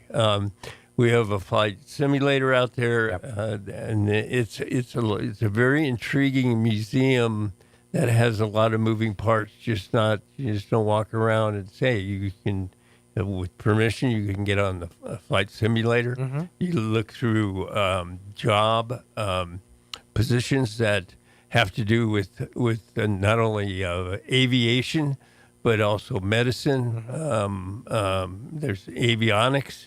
There's A&E. Oh, there's on and on and on. There's 1,100 plus careers in aviation that Walker promotes and allows you to sort of delve into a little bit to find out, hey, maybe I'd like to do that.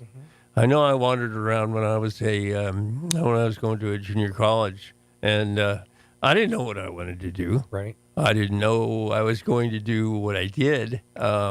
But a lot of people are looking for something that they're passionate about, right. and I think that passion a lot of times got a little bit.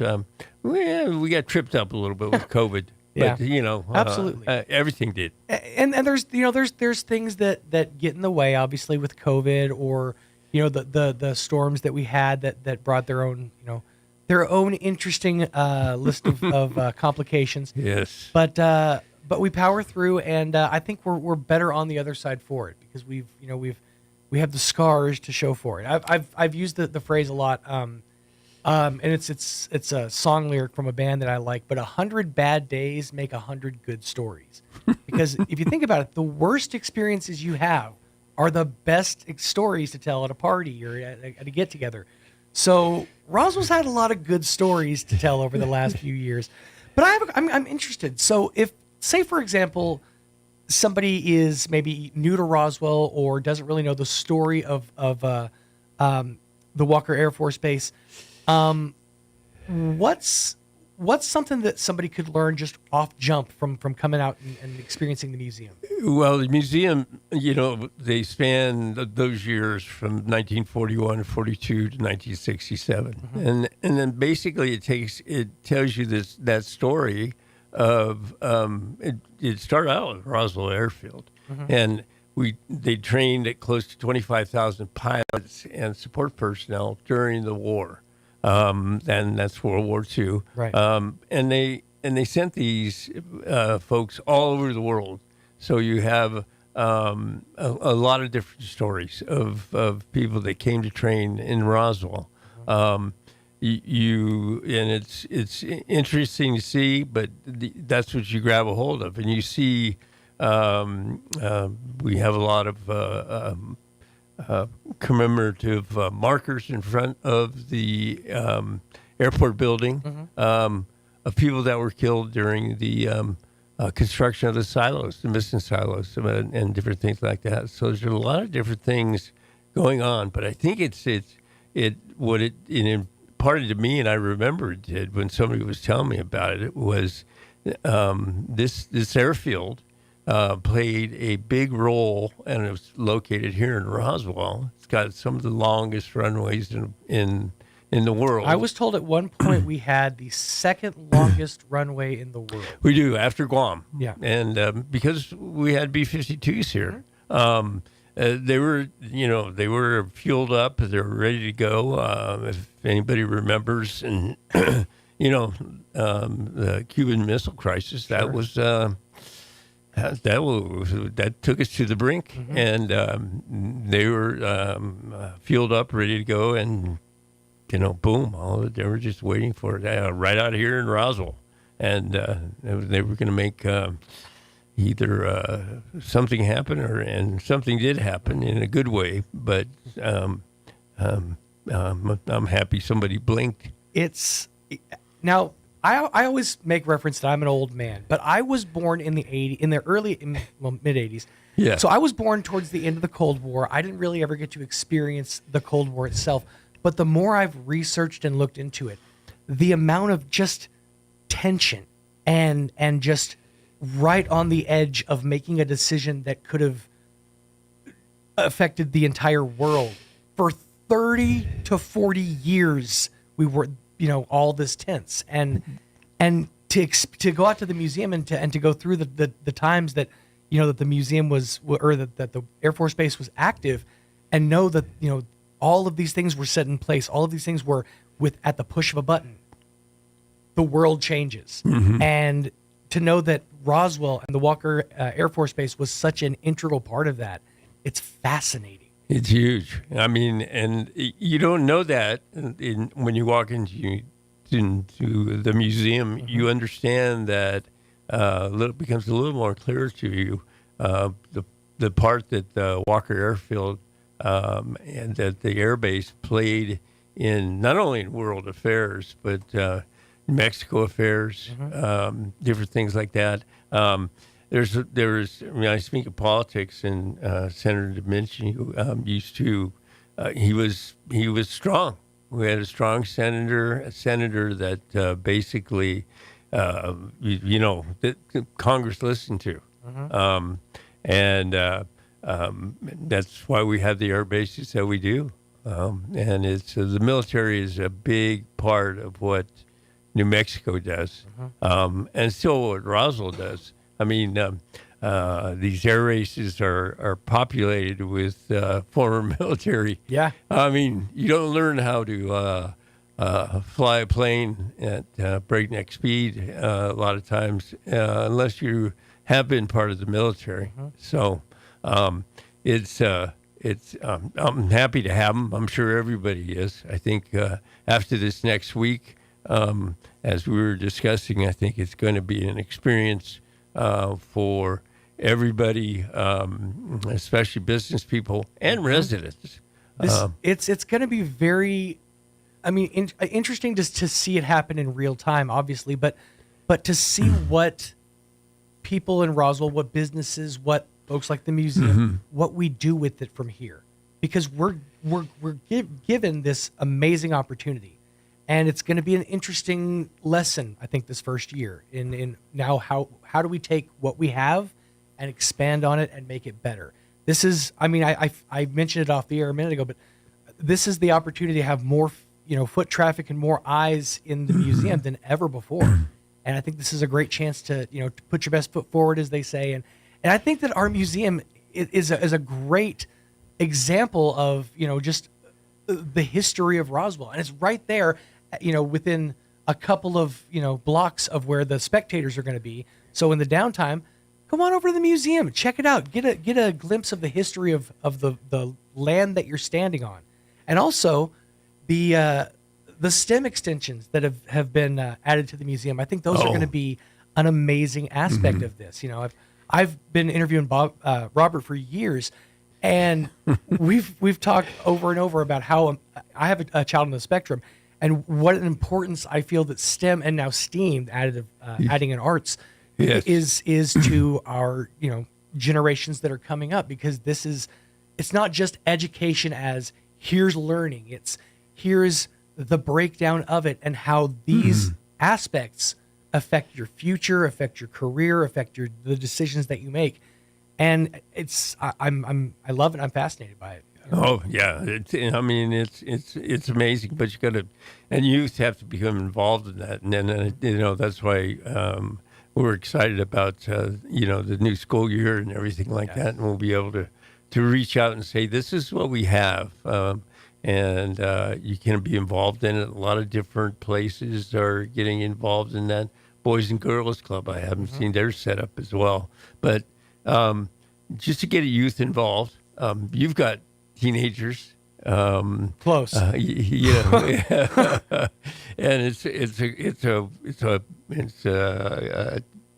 different time. I'll just say different time of life, and I think we all remember that 7th and 8th grade, like, not quite sure, if I should go this way or I should go that way. Right. Of course, life is pretty much that way anyhow, but it's more so, and it seems like it's a little bit more dramatic when you're that age. And I've made the joke before that 7th grade is the worst year of school. And I'm not trying to take anything away from middle schoolers or 7th grade teachers. It's universally speaking, if you ask somebody what their worst year of school was, they're probably going to say 7th or 6th or 7th. Yeah. That'd be a good poll. That being said, it's also one of those years where, like you mentioned, you're at this crossroads. You're at this place where I have to make a decision. Am I going to go this way? Am I going to go this way? Do I study, like band? Do I, pursue sports? It's the birthing ground for the rest of your, educational experience. So correct. Yeah, it is. And like I was saying, I think that STEM is a very integral part of that. And I love that the museum itself has taken such a passionate stance on STEM learning and how important it is to the future of education. Right. It explores that area of aviation that hey, this is what happened here in Roswell, and you too can be a part of that. Yeah. I know there's a Civil Air Patrol chapter there at the base, and it's amazing. Eastern has a great aviation mechanics program, different things like that, and there's a lot happening out there, and we're easy to find. I mean, we're in the terminal building. You can see us pretty much from everywhere around on the base. You know how to get there.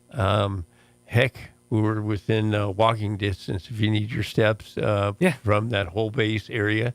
The base is 80 acres. Everybody goes, well, how do they have an air show or an air race there at the Roswell base? Well, it's big. Yeah. Long runways, many runways. There's a lot of expansive land out there, and I think this is going to be an amazing opportunity for folks. So if you're here in Roswell, or if you're a Roswell native, or you've been here for a little while and you've never experienced the Walker Aviation Museum, I encourage you to do so. But if you're already arriving for the races, or you're here under a tourist level, experience the history of Roswell. It's an amazing journey that the Air Force Base has gone through, and even just driving around, down on base land and seeing kind of how everything is laid out, and some of the street names and some of the still standing military housing that's being used. There's a lot of housing still and there. duplexes. It really is. It's you get a story. You see the base as it is now, and then you go and experience the history of it at the museum. It's a real juxtaposition. There is. And it's, the exhibits are, donated by a lot of different people that, a lot of them are ours. A lot of them are have been lended to us, are on loan. Ron Lynch has done a bunch of them. We've been blessed with just everybody that's encouraged us to maintain this legacy here in Roswell. It is an honor to have that bestowed upon you. Now, as we look ahead with the next week or so, the air race is coming. Obviously, as we mentioned, a lot of added foot traffic. We're asking for, if anybody has some extra time, has an interest in the history of the Air Force Base and of being a part of this, we're looking for volunteers. Yes. We absolutely need folks who who are passionate about the history of Roswell. And I know there's a lot of people out there that that just sit around and reminisce and think back on the times that were the Air Force Base and those times. This is a chance for you to be a part of it. A chance for you to kind of live in that history and show people what it was like, at a more vibrant and exciting time. exciting for maybe not necessarily the best reasons, but exciting nonetheless. Yeah. So stop by the museum, chat with us. Mm-hmm. You can give us a call. There at the museum. The number is 575-347-2464, and I believe I have that updated number. Let's see. Let's make it 575-755-8723. 8723. So correct. Those are the numbers to get a hold of if you have questions, if you want more information, or if you're interested in pursuing volunteer opportunities. The more volunteers we get, the more we can have. For events like this, we can have some more open hours. Yes. It gives us the chance to kind of not have to put it all on yours and Robert's shoulders. Yeah. And have some younger blood come in and Bob Donnell and Allie and Steve. They're great men. They've been sort of the backbone of what's been happening out there, and you have to appreciate them. You have to appreciate those volunteers, and I'm involved with a lot of volunteer-based organizations, and getting volunteers are one of the biggest things. Mm-hmm. And if you can volunteer, if you can donate some time, if you can donate some money, we'll take both. Absolutely. If you have, if you become the benefactor of maybe an inheritance or something, and you want to put it to some great use, every dollar that goes to the museum, it helps keep that memory and that legacy alive. And this is for our generations that are coming up.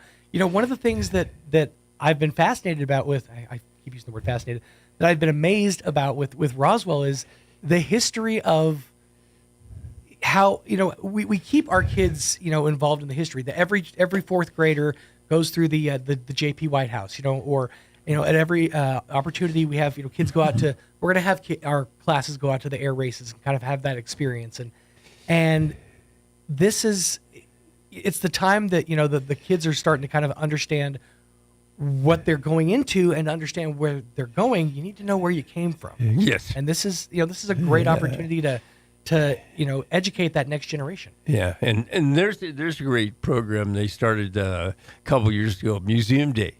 Mm-hmm. Of course, some of the museums were damaged during the floods and stuff like that, and but it gives people from Roswell, and I think we had 600-700 kids, probably total maybe 800 that participated in that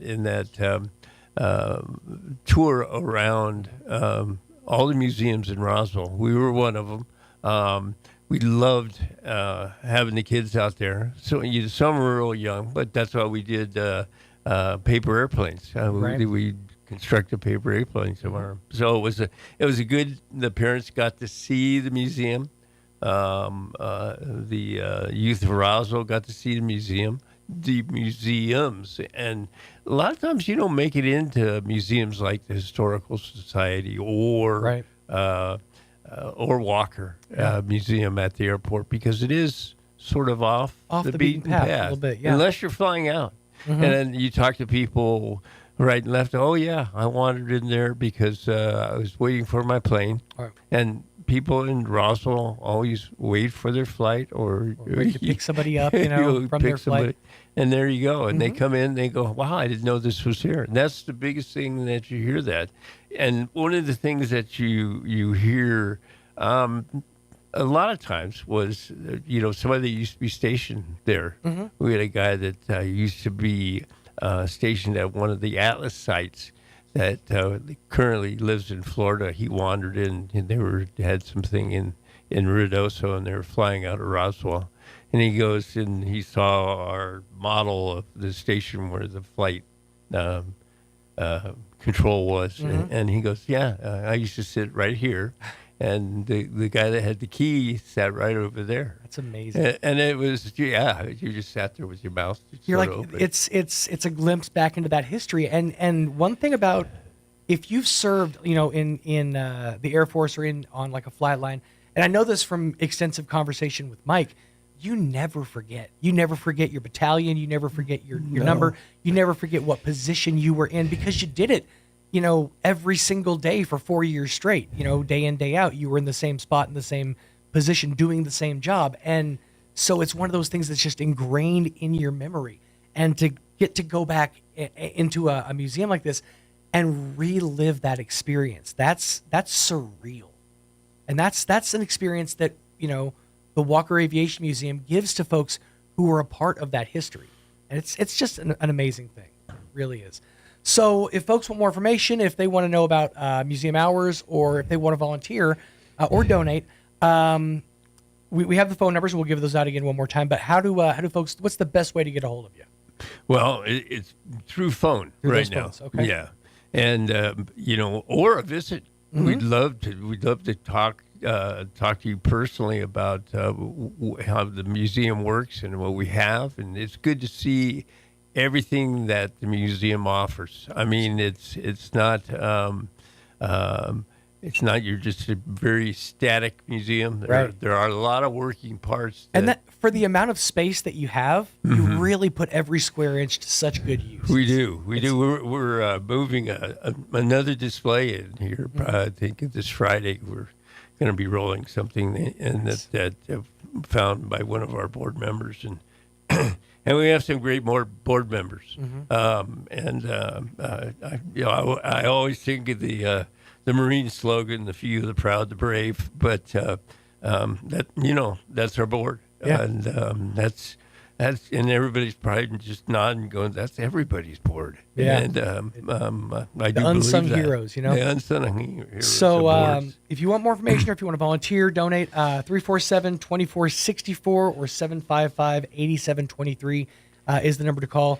Can they find you on Facebook or across social? They can find us on. Yeah, we have a website, and they can find us on the web. They can come out and see us. They can drop by the chamber. The chamber will be happy to direct people. They can drop by any different location of Cattle Barn Restaurants Incorporated site, and they'll direct them. There's a card there. Name dropper. Yeah. That's all right. Had to slip that in somehow. Of course. But that's the key is if you go on and sit down for a good meal, you'll find out more information about the Walker Aviation Museum. You will. That's a 1-2 punch right there. Yeah. There's information at the front door, and just pick up a card and give a call. Boom. There you go. Well, Doug, thank you so much for your time. We appreciate having you here. And thank you, Sean. Here we go. Up and away. Off to the races. That's right. Hey, okay, let me hit you with a fun aviation fact I just learned last week. Okay. So the first ever flight was... It was Kitty Hawk. And Orville and Wilbur, right? Yeah. So here's what I learned. Orville was the main head behind all of it. He did the designs, he set up the plane, he established everything. He didn't want his brother Wilbur to feel bad. So he included him in the flight and in the plans. But it was like 90% Orville. Wow. So when you hear Orville and Wilbur, it was Orville. Okay. It was Orville. I did not know that. Wilbur was just along for the ride. I did not know that. I thought that was kind of interesting, but a little fun fact for you. Well, Doug, thank you once again for your time. Thank you, Sean. I we'll see you next appreciate time. All right.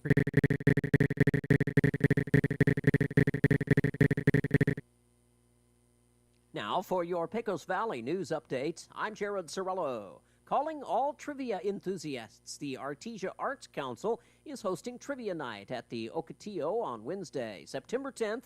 Pecos Flavors will also be there, so you can enjoy a beverage while impressing everyone with your trivia knowledge. Get your tickets to the event by visiting the City of Artesia Facebook page for the links.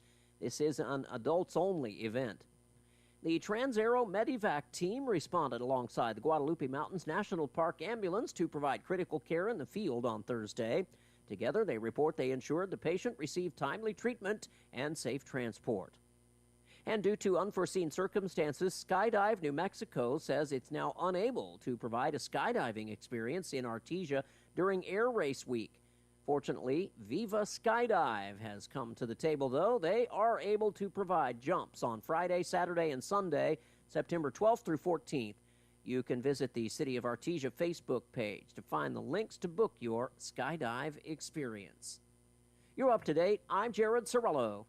I'm meteorologist Steve Hamilton with your Pecos Valley weather. We have cold front dropping in today from the Rockies, and that'll keep us in the low 80s on the afternoon high.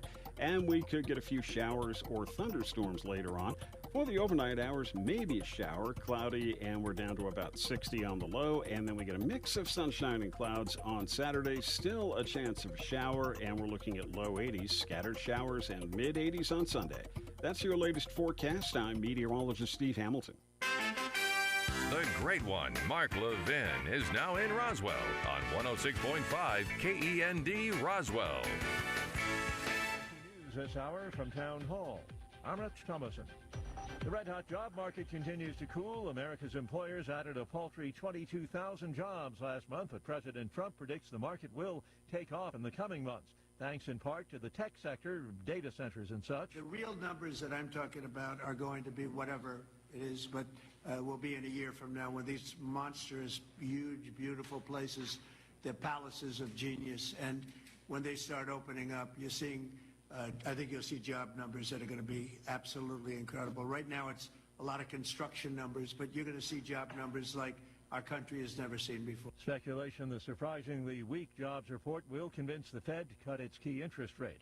The Trump administration is asking the Supreme Court for a fast, definitive ruling on tariffs. In Supreme Court filings this week, the administration used stark language as it asked justices to intervene and reverse an appeals court ruling that found most of the president's import taxes are an illegal use of an emergency powers law. It warned the High Court that if the president loses tariff authority, it would thrust America to the brink of economic catastrophe.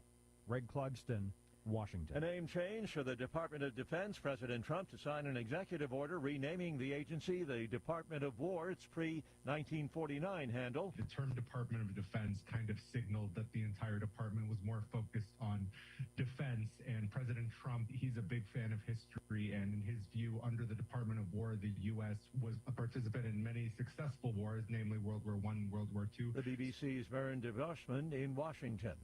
On Wall Street, stocks deep in the red now. The Dow is down 348 points, while the NASDAQ Composite Index is off 150, and the S&P trading 50 points lower for a loss of almost 1%. More on these stories at townhall.com. Everybody wants cheap airfare, but where do you find it? You call low-cost airlines. Their prices are direct from the airlines, and they're so low you can't find these fares published anywhere. They specialize in cheap flights, discount hotel rooms, cheap car rental rates, and great package deals anywhere around the world. Wherever you want to go, they can help you get there cheaply and with a best price guarantee. If you want the lowest prices on your airline tickets or other travel services, call now. That's right, call. That's the only way to get these rates. Experts are standing by 24/7 to get you the cheapest airfare and hotel rates available. So don't wait. Call right now for the lowest travel prices anywhere and for great last-minute travel deals, too. Call 866-755-5300. That's 866-755-5300. Again, that's 866-755-5300. Call us right now. The Trump administration is asking the Supreme Court to let the president fire a member of the Federal Trade Commission. This marks the latest in a string of emergency petitions over the president's removal power. President Trump first moved to fire FTC member Rebecca Slaughter in the spring. However, lower courts ordered Slaughter reinstated. Why? Because the law only allows the removal of commissioners for problems like misconduct or neglect of duty. Correspondent Andrew Stewart. Portuguese officials sifting through the wreckage of a streetcar in downtown Lisbon, trying to determine why the popular tourist attraction derailed during the busy summer season. The midweek crash in Portugal's capital city killed 16 people and injured 21, 5 of them seriously injured. Prime Minister Luis Montenegro calls the derailment one of the biggest tragedies of our recent past, and Lisbon's mayor says the city needs answers. News and analysis, townhall.com. A woman forever linked to a dark day in American history has died. Her name was Ruth Payne, a kind young woman who briefly allowed Lee Harvey Oswald and his family to stay in her home in the Dallas suburb of Irving in late 1963. On the morning of November 22nd, totally unbeknownst to Payne, Oswald retrieved the rifle and ammo he'd been hiding in her garage, and you know what happened a few hours later in downtown Dallas. Meanwhile, Ruth Payne died this week in a senior living facility in Santa Rosa, California. She was 92. Jason Walker reporting. President Trump has hosted tech executives at the White House, shining a spotlight on AI research and investments. First Lady Melania Trump chairs a new White House AI education task force. More on these stories at townhall.com.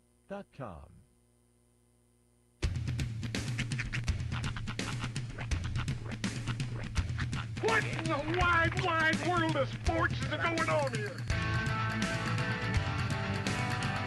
I promise you, whatever scum did this, not one man in this force will rest for 1 minute until he's behind bars.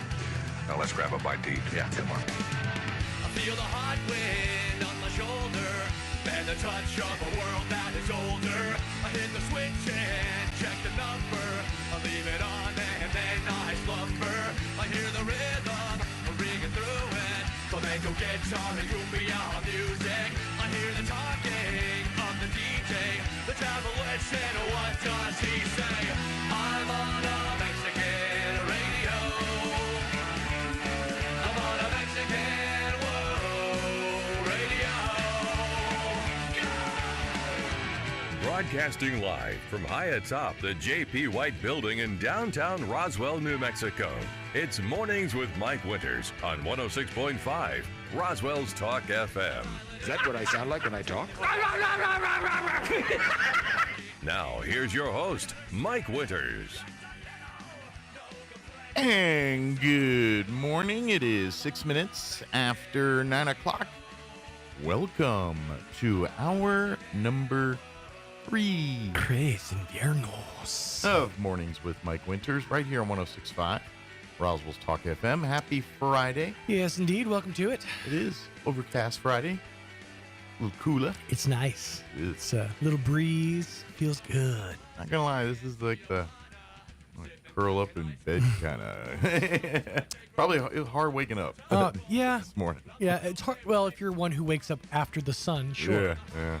That's not. If this was tomorrow, I wouldn't want to be getting up. Oh no, tomorrow's. This is perfect Herkle-Durkle weather. Yeah. You know, just laying in bed, doom scrolling, maybe petting the cat. You know. I mean, your pet cat. Back in the day, we say reading a book. Now it's doom scrolling. Doom scrolling, yeah. It's what it's come to. I like to call my scrolling pointless video scrolling. I learned something new today, which is kind of an interesting scientific fact, and they have the receipts, so to speak, to prove this. People who take their phones with them to the toilet are 46% more likely to develop hemorrhoids. Oh. Because you're only supposed to spend about 5 minutes in the toilet, which, by the way, is why Uncle John's bathroom reader is designed the way it's designed, so you can get through 1, maybe 2 pages within a session. I always want more. That's my problem. You always want more toilet time? I start reading the story, and I'm like, the long one wasn't long enough. I want another one. Then I flip, I'm like, but I want to know about this Roman.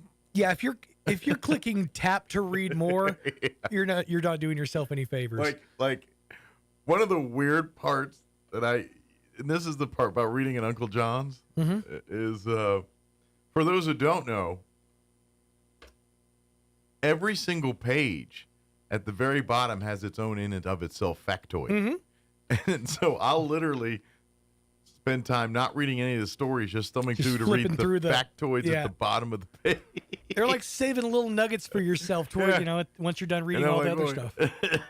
It's just, I don't need something long form. I just need a little nugget of knowledge. I've got about 20 volumes of those on a bookshelf at my house. I've seen it. Cracked them open, and I need to, I need to dust off the old bathroom readers. I might. I got recently, because my son, it's so funny, my 6-year-old has been conscious of his tablet time, and he's overdoing it, he said. So I got him a subscription to a magazine called This Week Junior. Okay. And it's basically like a breakdown of kind of the week's events and also some really interesting facts. But he's taking that with him into the bathroom. Which, admittedly, I appreciate. It's like a throwback to the past, you know? Well, he is your boy. Mm-hmm. But it also results in, you know, random issues of This Week Junior just sitting behind the toilet, so I'm going to grab one and, you know, get up to date on what's happening in the world of wildlife. In a pinch, you might find it very handy. I'm just saying. In many pinches, actually. Well, I don't know about you, but all this toilet talk has got me hungry. Yeah, speaking of, let's eat some chocolate. So the reason we haven't done this, and basically it's jumped the shark now, is because the full bar is like $20. Yeah. But here's, pull back the curtain, I still haven't had it yet. So I know this fat is done gone. Yeah, we've well past jumped the shark. But I don't know what it tastes like, and I kind of want to know what the big deal is. We're on to Labubus and other things. But for those who don't know, we're talking about the Dubai chocolate. Yeah. So these bars are kind of small. I brought two in case any of either our guest or Jocelyn. By the way, it needs to be said on the radio. Happy birthday, Jocelyn. Oh, is today her birthday? Today is her birthday. Happy Absolutely. birthday. That's right, turning 29 today. I got you some chocolates. Yeah, we got you some chocolate. We're actually going to be having a painting party this weekend. What are you painting? Palettes. Oh, yeah. Each other? We decided that none of us are very creative or talented. Okay. So we got these paint by number palettes. Okay. So you can like paint a picture, but it's like, you know, number ones are all here. Yeah. And it's Right, this color. yeah. I remember like watercolor ones like that. Where, Well, I will be footballing it tonight. Tonight, so yes, tonight you are going to be. That's why it's tomorrow. Are you? You're in town tonight? Yes. Okay, at good. Goddard. So you'll be out there. I'll be sitting here. So Yeah. But Hopefully, thank you. Hopefully, a shorter. Yeah. Well, good deal. It's halfway to 50. Yeah. By the way, she got me some soup, and I had it for lunch yesterday. It was a 10.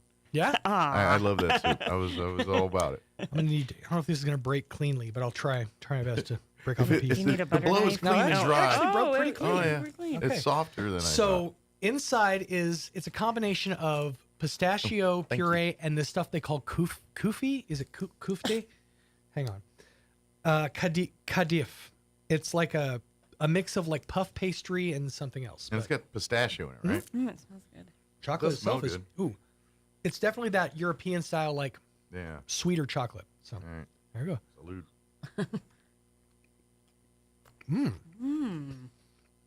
Not as crunchy as I was expecting, but it's got it.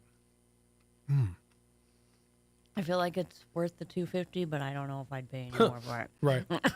It's a tasty candy bar. Yeah. It ain't a $2.50 No. tasty candy bar. Yeah. I give it $2. It is that European chocolate though, so it's got I could easily eat a Bueno and just be with it, you know what I mean? right. But it is good. I mean, ain't a thing wrong.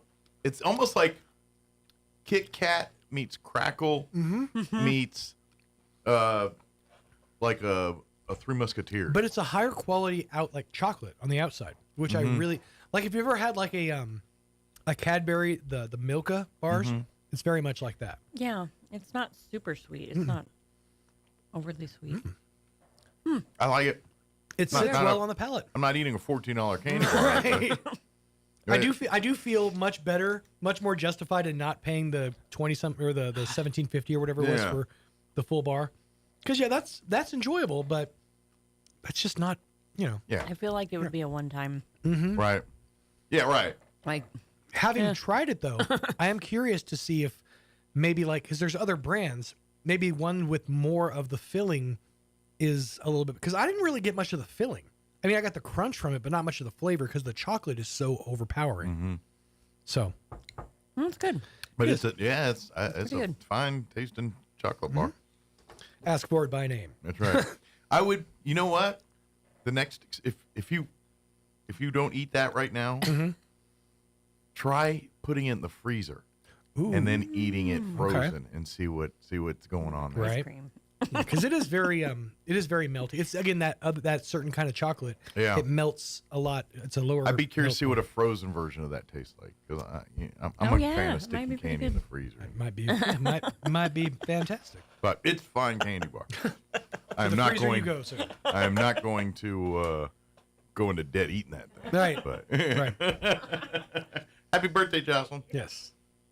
But yeah, put it this way: it leaves you wanting more. It does. It really does. Because I'm sitting here like, yeah, I could put it in the freezer. Or I could just put that whole bad boy down in one bite, you know. I really feel Augustus Gloopy. But, yeah, it does. It's a good candy bar. Mhm. So if you got money to burn, pick one up. By the way, just a quick update for last hour. I did look into the John Candy documentary, I Like Me. It'll be premiering October 10th on Amazon Prime. Okay, cool. And then you said, interestingly enough, the people producing it behind it is Colin Hanks. And Ryan Reynolds. Which it's an interesting combo. I didn't make the connection until after the fact. Ryan Reynolds is Canadian. And they in the trailer, they get into John Candy is basically the most Canadian human being you'll ever meet in your entire life. And I'm guessing Ryan Reynolds probably grew up loving him. Oh, I'm sure. Much like you and I. Mhm. You know, so, yeah. It's funny how like Canadian, like I know that, you know, American artists tend to be kind of international, but in other places, they really like hold on to their own. Mm-hmm. Like in the trailer So does park, Seth Rogen have a soft spot up in Canada? for yeah. Like Alanis Morissette's got a huge following. Yeah, I up haven't there. heard her name in 20 years. In Canada, it's a household name. It's a household name, yeah. One of the funnier ones is Ricky from the Trailer Park Boys. His favorite band is April Wine. Oh, wow. Yeah. So that being said, could I, like, in theory, go to a mall in, say, Ottawa on a given Saturday, and the girl from You Can't Do That on Television's, like, hanging out there? You know, right? Is that Barth? Yeah. Did you play Barth? I mean, older, decrepit gentleman. Like they have, because Alanis Morissette would be there if they put the whole cast of You Can't Do That on television. Justin Bieber, as I live and breathe. You know who else is Canadian? Zach Ward. Really? Mm-hmm. I did not know that. The bully from Scott Farkas. From, Yeah. Yeah, he's Canadian. Huh. He's born in Canada, raised Canada. Well, I interviewed him. That's how I know. But you told me he was talking about. Well, sorry, I didn't know. I had no idea. It's all about because it's Canadian roots. Hmm. Like, yeah, his mom was in theater or something, and she was a thespian. Oh. I think she did like some TV and stuff. But I think she was it's been a minute since I talked to him, so you gotta excuse me. But yeah, Things tend to drift off in memory. Well, it was kind of cool. It was pull back of the curtain on that one, and then a quick story, and then we're gonna get the hour going. This was back when I was doing the morning show in Artesia, and a guy that friend of ours that worked for us, his name's Carl Lucas. He's now he's a movie producer guy in Hollywood. He writes scripts and produces movies. He made it. Yeah, he does. He's got a few movies under his belt. But anyway, he was working on that movie. What did it end up being finally called? It was Last Resort at one point, and I think if you go rent it or whatever now, it's called. Is it Don't Speak or something? Something along those lines. But anyway, yeah. it was filmed in Ruidoso, and it was Zach Ward was in it. The girl from American Beauty, what is her name? The blonde, and she was in American Pie. Yeah, her American Pie, American Beauty. She was in those movies. Mira Savari or something. Yeah, that her. She's in it. The dude from 90210, Brian Austin Green, and somebody else too. I don't remember. But anyway, they were in Ruidoso filming that movie, and Carl was actually one of the producers of that movie, and so they were getting to filming that, and it was over the Christmas holiday. So we did a Christmas Eve show, and it was just literally Gene, me, Zach Ward, and Carl. Yeah. And we just basically shot the breeze for 3 hours on the radio. It was a lot of fun shows, more fun shows I've done. But yeah, that's where Zach told me all about the Canadian and growing up and all that stuff. I'm gonna look up. Give us the rundown real quick. I'm trying to find that movie. So we'll get you up to date here with the weather in just a few minutes. Shortly thereafter, we're going to talk with the folks from Main Street Roswell. Peggy Seske's here to join us. So we'll talk, of course, farmers market. Got about maybe a month left? About a month, yeah. About a month left, maybe. Well, we'll get the, bigger skinny on that. That, of course, air races. So we'll get a Main Street Roswell update here from Peggy in just a few. Later on in the hour, we'll get you up to date with news of the local variety, Wall Street business update, and whatever else we can come up with for this hour of the show. It'll have to be later. I'm not getting it yet. Okay. I've I've seen the movie. And it's basically a group of young kids. They go up in the mountains and then the thing, and they get stranded at the thing, and then people dying, weird things happen. If this radio thing doesn't work out for you, movie critic. Yeah. You go up to the mountains and the thing happens, and then there's a thing. And hey, I know, I get all their vehicles from Richland. So if you look, there's like it may have been Desert Sun back then. Now I think about it, but yeah, like I remember if you look at cars, they're weirdly Chevys, all about the same year, brand new. Yeah. Why did they get that close-up shot of the guy pulling away with the dealership logo? Right. They were the main funder of the movie. All right, they put forth the most. Don't Stop. Last Stop was one. That was the original name of the movie, Okay. and I think they changed it to like Don't Speak or something. Oh. I don't know. Zach Ward is one of them. Miro, Brian Austin Green's in it. And Don't Blink. Don't Blink. There it is. Yep. That's what it is. Don't Blink. Don't blink. I know just what you're thinking. She's not in it. But, No, she's not. But yeah, you'll notice a lot of Ruidoso stuff in there if you look in that movie. It's not a great movie. It's not an awful movie. My limited experience on film sets is the short film that I was a part of called Tang from several years ago. And the one thing I remember was that the Santa Fe Brewing Company was a big monetary sponsor of the movie, supporter of the movie, and also product supporter. So every single scene, you'll see those yellow New Mexico cans with the Zia symbol on them, the very obvious Santa Fe Brewing Company beer cans. They're in like every scene in that movie. Nice. Even unnecessarily, there's like a crushed up can and like on the side over here when the alien makes his first appearance. And yeah. But they named the movie after a competing product. Yeah, Orange drink. put it this way. We were like 37 cents away from being called Santa Fe Brewing Company presents Tang. All right, it is 9:21. Here's your weather. Brought to you by... Actually, yes, Southwest Bearing. Here's your weather. Weather this hour brought to you by Southwest Bearing under new ownership. Custom solutions for your heavy equipment. Hydraulic hoses, hose repair, bearings, seals, sprockets, belts, tools, fluids, and fittings. I'm meteorologist Steve Hamilton with your Pecos Valley weather. We have cold front dropping in today from the Rockies, and that'll keep us in the low 80s on the afternoon high. And we could get a few showers or thunderstorms later on. For the overnight hours, maybe a shower, cloudy, and we're down to about 60 on the low. And then we get a mix of sunshine and clouds on Saturday. Still a chance of a shower, and we're looking at low 80s, scattered showers, and mid 80s on Sunday. That's your latest forecast. I'm meteorologist Steve Hamilton. Thank you, Steve. Currently 73 degrees here in Roswell. Humidity's at 51%. Winds currently out of the south at 18 miles per hour. There is a 20% chance at some afternoon showers and thunderstorms today. They're talking after 3 p.m., although, I don't know, the sky feels like it's going to be happening sooner, but that's what they say. Mostly cloudy. Expect a high near 82 today. Winds will be out of the south, 5 to 10 miles per hour. Tonight, we're looking at a 20% chance at showers and thunderstorms. Mostly cloudy, 61 for an overnight low. And winds will be out of the south, 10 to 15 miles per hour. For Saturday, we are also looking at a 20% chance at showers and thunderstorms. Partly cloudy, 81 for a high tomorrow. Winds will be out of the northeast, 5 to 10 miles per hour. Saturday night, our chance of rain is at 30%. Mostly cloudy, overnight low of 63. South winds 5 to 10 miles per hour. Sunday, 20% chance at afternoon showers, mostly sunny, 87, so a little bit warmer. South winds 5 to 10 miles per hour. And that's it for rain for the moment after Sunday afternoon.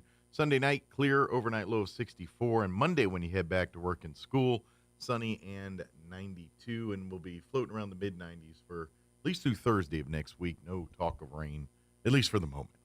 All right, 9:23, we're going to take about a 3-minute break, and then Peggy Seski will join us here from Main Street, Roswell on the other side. Don't go away. You're listening to Mornings with Mike Winters. Happy Friday. Coach,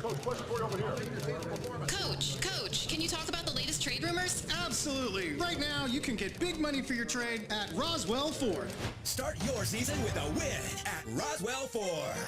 Right now, we need trades. So if you're making payments on your current vehicle and want out early, Roswell Ford will do whatever it takes to help you escape from your trade. Even if you owe thousands more than it's worth, regardless of make, miles, or condition. With 0% APR and no payments for 90 days. Worried about your credit? Don't sweat it. Roswell Ford has partnered with more aggressive lenders who will push to approve your credit with great terms, with good credit, no credit, or even if your credit is less than perfect. All roads lead to huge American-made savings. More for your trade and a better buying experience. Get on board at Roswell Ford. 821 North Main Street in beautiful Roswell. Call 575-623-3673 or online at roswellford.com. 0 APR for 48 months is $28.83 per thousand finance. Interest accrues from date of sale. Subject to lender approval on select vehicles. Offers not combined. Some wounds need expert care to heal properly. At Artesia General Hospital's Wound Care and Hyperbaric Medicine Center, we use advanced treatments like hyperbaric oxygen therapy to help chronic wounds heal faster. If you or a loved one has a wound that won't heal, call 575-736-8235 today and take the first step toward recovery. Check out some of the savings you'll find this week at your local Farmers Country Market. Cans of Food Club white chicken breasts are 2 for $5, and boxes of Food Club mac and cheese are 3 for $1. In produce, 2-pound bags of Halos mandarins are $2.99 each, and juicy limes are 4 for $1. In the meat department, select packages of Food Club sliced bacon, ham, or turkey are $3.77 each, and boneless beef choice top round steak is $5.99 a pound. These are just some of the bargains you'll find this week at your local Farmers Country Market. If you're missing a tooth or several teeth, a dental implant may be the ultimate solution. Implants look and feel so much like real teeth that you probably forget you have an implant. Maupin & Brown Dentistry is one of New Mexico's most experienced implant providers, with literally thousands of implant patients who are absolutely delighted with the results. Call Maupin & Brown today for an evaluation. You'll be surprised how affordable implants can be. Maupin & Brown, your choice for experienced, state-of-the-art dentistry.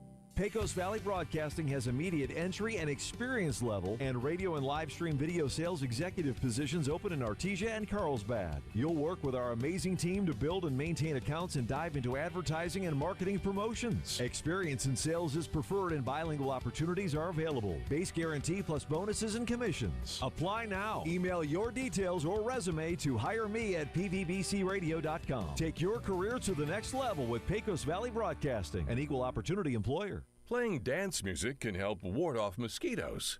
Now you have a reason to invite Pitbull to your next pool party. Here's Mike Winters. And good morning. It is 27 minutes after 9 o'clock. And joining us in the studio this morning from Main Street, Roswell, Peggy Seski back with us. Good morning, Peggy. How are you? Good morning. I'm wonderful. Good, good. Can we pull that mic up just a little close so they can hear you a little bit better? There we go. Okay. Well, it's been a minute since I've seen you. How's life in your world this morning? Hectic, like everybody else. Like everybody else this last few weeks. Well, summertime's. I mean, it's always busy with Main Street Roswell, but summertime is it's usually the busiest season, I think, for Main Street. I mean, in the UFO festivals, right towards the beginning, but you know, every single weekend there's an event going on Main Street during the summer with the farmers market, and of course, you know, throughout the summer there's other events that kind of attach onto that. But it's arguably one of the busiest times of the year is that 3-4 months during the summer and early fall part of the year here that Main Street's really hopping. So we do. We have a lot of vendors this year at the farmers market, so that makes it even more fun. Yeah, you know what? I don't know numbers or anything, but I would argue this year's numbers are probably way up compared to even the last couple previous years. They are. We've been building each year. We get a little bit more. This year's was very strange. I had a lot to start with, and every week I have gotten a request for 4 or 5 vendors every single week since we started. This is a great problem to have. It's a wonderful problem, and I try not to turn anyone down if they meet our criteria. Of course, it's all a handmade, homegrown. You know. Yeah, you're pretty stringent on who can we are. be present and who cannot present there. It's a farmer's market. This isn't a place to sell, Avon don't or go to Walmart. If there's things you could buy, at Target or whatever, then maybe that's not for the farmer's market. No, it's not. I mean, everything is unique. Yeah, it's original. We have children, I have lots of kids' booths. Oh, yeah. So some of them are right next to their parents' booth, but they're still operating on their own, doing their own thing. And that's the kind of neat thing, too, depending on the age of your children, obviously. But that's where you can kind of, like, where their parents can be like, all right, let's go do some shopping. But if the kids are appropriate age and stuff, they can turn them loose and they can go have their own fun while you can quietly shop for produce or goodies or whatever you're looking for there. So, yeah. We do. We have a lot of, some of them I think are 4-H kids. Mm-hmm. I'm sure I know some of them Oh, are. yeah. But 4-H kids, homeschool kids, kids that learn something in science and they make it 3Ds. They run their businesses. They do. They run their business, and the parents. All those kids are going to be way smarter than us someday. Already are. Probably. Already are, probably. This is true. But it's a lot of fun. And, of course, there's a lot of interactive stuff for kids, toys and games and stuff. So, they keep the younger kids occupied and things, too. And, of course, come hungry. There's always an assortment of food, burritos, and treats and baked goods and everything else out there. We have some of the most excellent bakers in this town. I mean, it's New Mexico, I would think. They are. Sourdough bread is fantastic. Our cornbread lady is just, that's all she makes is cornbread. Yeah. And she sells out every Saturday. Oh, yeah. Pro tip. I say it every time. If you got something particular in mind, produce or a baked good, early bird gets the worm. Definitely. I have, the farmers are there by 6 o'clock setting up. Market starts officially at 7. Yeah, and you want to be there right at 7 for that. Now, be there at 7. Yeah, they because the people know what they want and they want it early and they go in there for the best. Now, don't get me wrong, you find a lot of cool stuff at 9, 9:30, 10. Oh, but but selection is its peak right at 7 a.m. when the doors open. Well, people that want to can or freeze some vegetables and stuff, they come in early because their day starts early. Sure. They want to get it done. Absolutely. So they come in. It is a farmer's market. 7 o'clock is lunchtime. Yes, everybody says, why do you close so early? Well, by 11 o'clock, our farmers are sold out. Well, and let's all getting sold out. We all live And in it's hot. southeast New Mexico. About 1 o'clock on a summer Saturday, it's warm. We're ready to call it a day. Siesta time. Yeah, exactly. We're ready for coolness, shade, lemonade, whatever. That's right. So yes, but look at it this way. You get there early, you got your thing, and then you're free. You got a whole day full of whatever you want to do, or not. Go back to bed if you want to. But well, when you come early, you just get to stay longer. Exactly. Because we have music, not obtrusive or intrusive music. We have music to listen to. Sure. Which leads me to something else I'll get to a little bit later. Okay. But we have music. We have a gentleman that comes and plays the acoustical guitar. Yeah. And he's on one end, and we have somebody else that comes and he plays the flute every now and then. It's a very nice atmosphere. And it's not loud. You can still talk to your customers, talk to your neighbors. Weather's usually nice at that time of day. It's beautiful. Oh, it's gorgeous beautiful. in the morning. It was chilly the other morning. Everybody had on light jackets. I'm thinking tomorrow morning there might be a few sweaters on tomorrow morning. There might be, our high's like 81. So that won't be until later. Yeah, about 7 a.m. You're probably gonna want a nice light jacket or a long sleeve shirt. And it's still dark when we're setting up. Yeah. So believe it or not, I mean, I get out there about 5:30. Yeah. And it's dark. It is, and it's gonna be darker longer, as the days are getting shorter now here a little bit. Speaking of which, we got ideally about another month really of farmers market before they'll close down for the year. About the end of September. Well, we do the second week in October is our drop dead day. Okay, that's the official. But usually, I mean, we say it's through the end of September for sure. The farmers guide us on whether they can have the produce. Gotcha. Yeah, I mean, if the season's done, the season's done. I mean, it can't get blood from a turnip, as one they say. year we didn't get tomatoes until October. Yeah, and then there's sometimes like that where everything showed up late and everything was late. So we went 2 weeks. I'll just go ahead and let you know on our little secret. We've got the Jazz Fest, which is going to be the last Saturday in October. That's October 25th. And that's a tradition here too. Yeah. And I talked to Michael. He called me 2 days ago and said, can we invite the crafters and the farmers to our jazz festival? Ooh. So they would like for people we don't want them just sitting there doing nothing. Sure. Listening, but you can listen while you're walking around. Sure. And so they want the crafters and the farmers to be there. So we're kind of going to get, So we may dare I be- say, an upscale farmers market those weeks there. Yeah. A little jazz. Like come in an overall with a bow tie. Well, we could have some kind of a contest going. That's right. That would be- But it'll be maybe we'll get a little extra, and then like you said, because if you normally come on Saturdays, you got music on one end, the other guy. This time it'll just be an infusion of jazz and nice jazz. And here's the folks: if you're a fan of jazz, they literally get some of the most talented jazz musicians in the world that show up to Roswell, New Mexico for Jazz Festival Week and all that. So you're literally out here buying some green chili or some tomatoes. Well, you got a guy that's a world-renowned jazz player right there just hanging out with you playing. Right. and it's going to be, it will be interesting, but I think it will be a nice blend. Yeah. Just come and relax. And it's not going to be at 7 o'clock in the morning. Okay. It will be from 10 until 3. Okay. Well, so there'll be some musicians are flyers not going early morning people. That I know. And I wish I could remember the name of the trumpet player that has been here with us before several times. He's from Roswell, but he lives in Boston. Okay. But he comes in for it every That year. is so cool. And yeah, maybe this is why we don't hear a lot of these, because farmers' hours and musicians' hours kind of clash. Well, this is going to be a one-time. Oh, this is going to be beautiful. This is what a great idea. I love it. I think it'll be, and you know what? I mean, some of these jazz. I mean, these folks are used to city living, so you might have to show them a recipe or two with some of our produce and things. So. We'll have something. I'm sure. We'll do something. I mean, they're actually, my market people aren't even aware of it yet.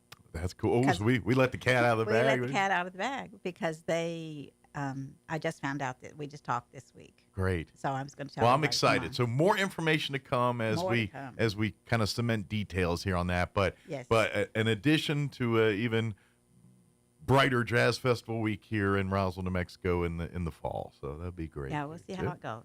Good deal. I think it'll be fun. So we may have to, since that's only 1 week in between when we end, and then that's the second week later. We might. Just go ahead and do another one or something. Another one in the middle. We're here. Why not? Yeah. So Just bring our party hats and dresses, and let's have If some they fun. still have stuff, we can do it. And you certainly will have customers. I can tell you that right now. That won't be Definitely. And be honest. You don't even have to advertise it. Just get the chili roaster guys, fire up the roaster. You know what? I do have Arnie. Arnie is our chili roaster at the market every Saturday. Okay. And he stays busy. Yeah. He really does. You had to promote. He just fires up the roaster and it advertises itself. Just follow their nose. Follow your nose. They say the same thing about chitlins in the South. You don't have to tell people you're cooking chitlins. You just got to cook them and they'll know. That's true. True. Yeah. Good deal. So what else do we want to put on people's radar this morning? Well, speaking of farmers market, the Chili Fest. Yes. Is coming up. We're playing with calling it the Chili Fest instead of the Chili Cheese Festival. We don't offer the tours out of. Yeah, unfortunately, since COVID. Since everything can be since COVID. Yeah. Any excuse, that. Well, any reason is blame it on COVID because normally that's where it started. For people that don't know, and people have done the tour in the past, Leprino is arguably one of the most secure facilities in that. Because they do not mess around when it comes to health and safety and things like that. Not. They do not. I mean, it is for the best. You look like a surgeon going, dressed with your hat. Like, I was in the military, and I had less secure places I went into than the cheese place. I worked for the CIA. So yeah, you know exactly about that. Yes, I didn't have to dress for the occasion. But it's very safe. It is very safe and very secure and very clean. Absolutely. Yeah, they don't mess that. I mean, even when they're working on it, and it seems like they're always expanding out there. Absolutely. That being said, so it'll just be the Chili Fest. However, I'm sure you'll find all kinds of cheese offerings at the Chili Cheese Fest. We will have some cheese offerings, and actually, we're going to be celebrating our agricultural heritage. Sure. So we will do a green chili stew contest. All right. We will have a pecan pie contest. We still might need ice cream eating just because. We're gonna have it's right here. Okay, good. Right on my list. Because as soon as you start saying green chili stew, you got to follow up with the ice cream. And we break it down by kids and adults. Good deal. So we have two because the kids will eat more than the adults most of the time. Depending on the adults. Well, some of the adults, they get the brain freeze. Right. I think faster, the adults in their head thinking I'm going to eat this, and then it gets started and they end up eating this. I mean, we give them the small little Yeah, individual the little cups, yeah. And it's like, that's all. I said, you have someone standing behind you. They will Yeah, replenish trust after me. you eat it all. They'll Yeah. pop your lid and give you another you will not lose cup. any downtime between eating No. here. It will be right there. So, yeah. It's a lot of fun if you've never seen or participate. But if you're thinking, well, my doctor does not recommend I enter these contests, but at least come and watch and enjoy it. It's pretty funny. Excuses. Yeah. Well, at least come and get a cup of ice cream. Oh, yeah, you can have one. You don't have to eat all of the cups. At least just be a slow eater. and you can Exactly. By the time you have some green chili stew or something, or green chili cheeseburger or something out there, Yeah, you're going to want some ice cream. We have lots of people that volunteer to be the judges in the. Oh, yeah, I don't think you have stew. trouble finding judges. No, so let me know. But it will be. But the ice cream is our dairies. Sure. Since we have so many.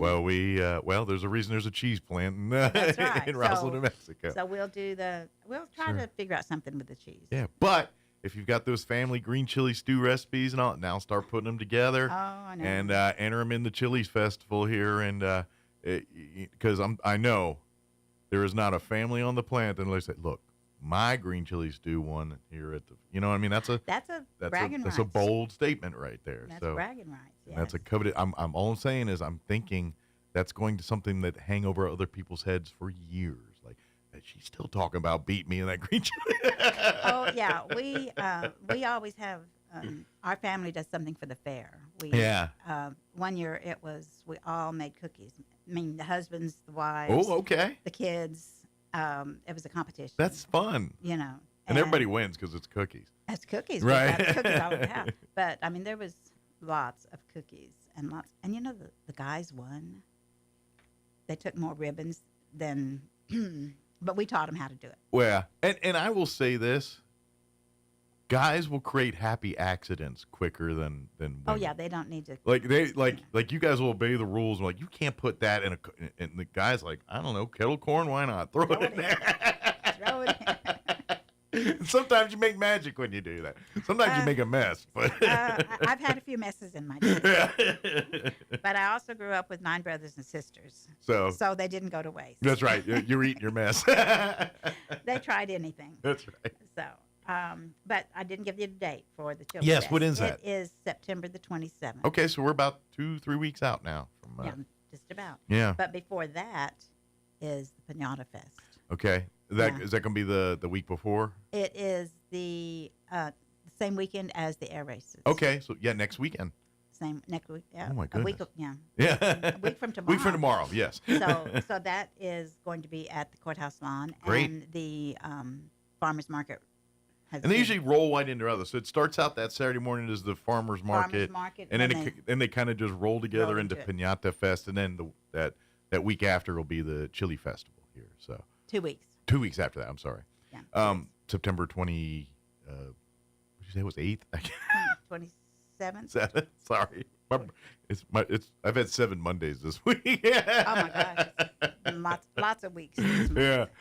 So. But definitely and then of course Piñata Fest is a lot of fun too if you've never been and come and see. It is, and they're going to be Friday. Okay. See, they will be Friday and they'll be the 2 days. So they'll start Saturday. Friday night and then pick up after farmers market Saturday about lunchtime. And the farmers, there'll be a lot of crafters that will be in the Piñata Fest also. Gotcha. So they'll So that'll all probably that good be stuff is gonna be out a little bit bigger farmers market that next Saturday. It'll be mostly the crafters. Sure. The farmers probably will not. Well, I hope some of our out-of-town visitors also, they're in town for the races and stuff, come There's out gonna early be and lots of music. come and do some shopping, some eating, and some Lots of music. dancing and so- partying, and Yeah. I don't know. That's gonna be one of the things is if you want to quiet down, come to Piñata Fest because I imagine it gets pretty loud out at the air races. I bet you they have to have ear Yeah, you need the ear protection. Ear protection for sure. Yeah, if you want. Yeah, because I don't know, they're pretty high up. Yeah, So, but they're right there at it's. Put it this way, yeah, it's You're right in the here right in there. protect your ears when you're out there. Just put, as a guy that was in the Air Force, put some ear things in it. It's you'll thank yourself later. So the let's see, what else were we thinking about the Pinata Fest? Something. Is there I'll get back to it. But reach out to Main Street Roswell if you have if vendors, things like that, if you're interested in being a part of this year's Pinata or Chili Festival that set up a booth. Yes. At either one or both, The Pinata Fest would be the Hispano Chamber. Okay, they're doing all the sign-ups to the Hispano. They're doing, that's theirs. They've just invited the market. Okay, perfect. To stay. Now, but I didn't mention it, and people are going to be calling me for the Chili Fest. We'll be roasting green chilies, so that the whole downtown will be permeated with the smell of green chilies, which is fantastic. I know the vendors will make good money that week because when you smell it, that's the best advertising for you. You cannot not be. You can walk in, even if you weren't hungry, like I'm hungry now. Oh, I know. And I lived in Virginia for so long. Uh-huh. I'm from Roswell, but I lived in Virginia for a long time during our career, and no green chilies. Nope. I had to come here and take my green chilies home, have them sent to me. Now, I grew up in that D.C. area, so I know that area pretty well. Did you grow any kind of affinity for crabs? My son, on his 16th birthday, wanted a bushel of soft-shell crabs. Oh.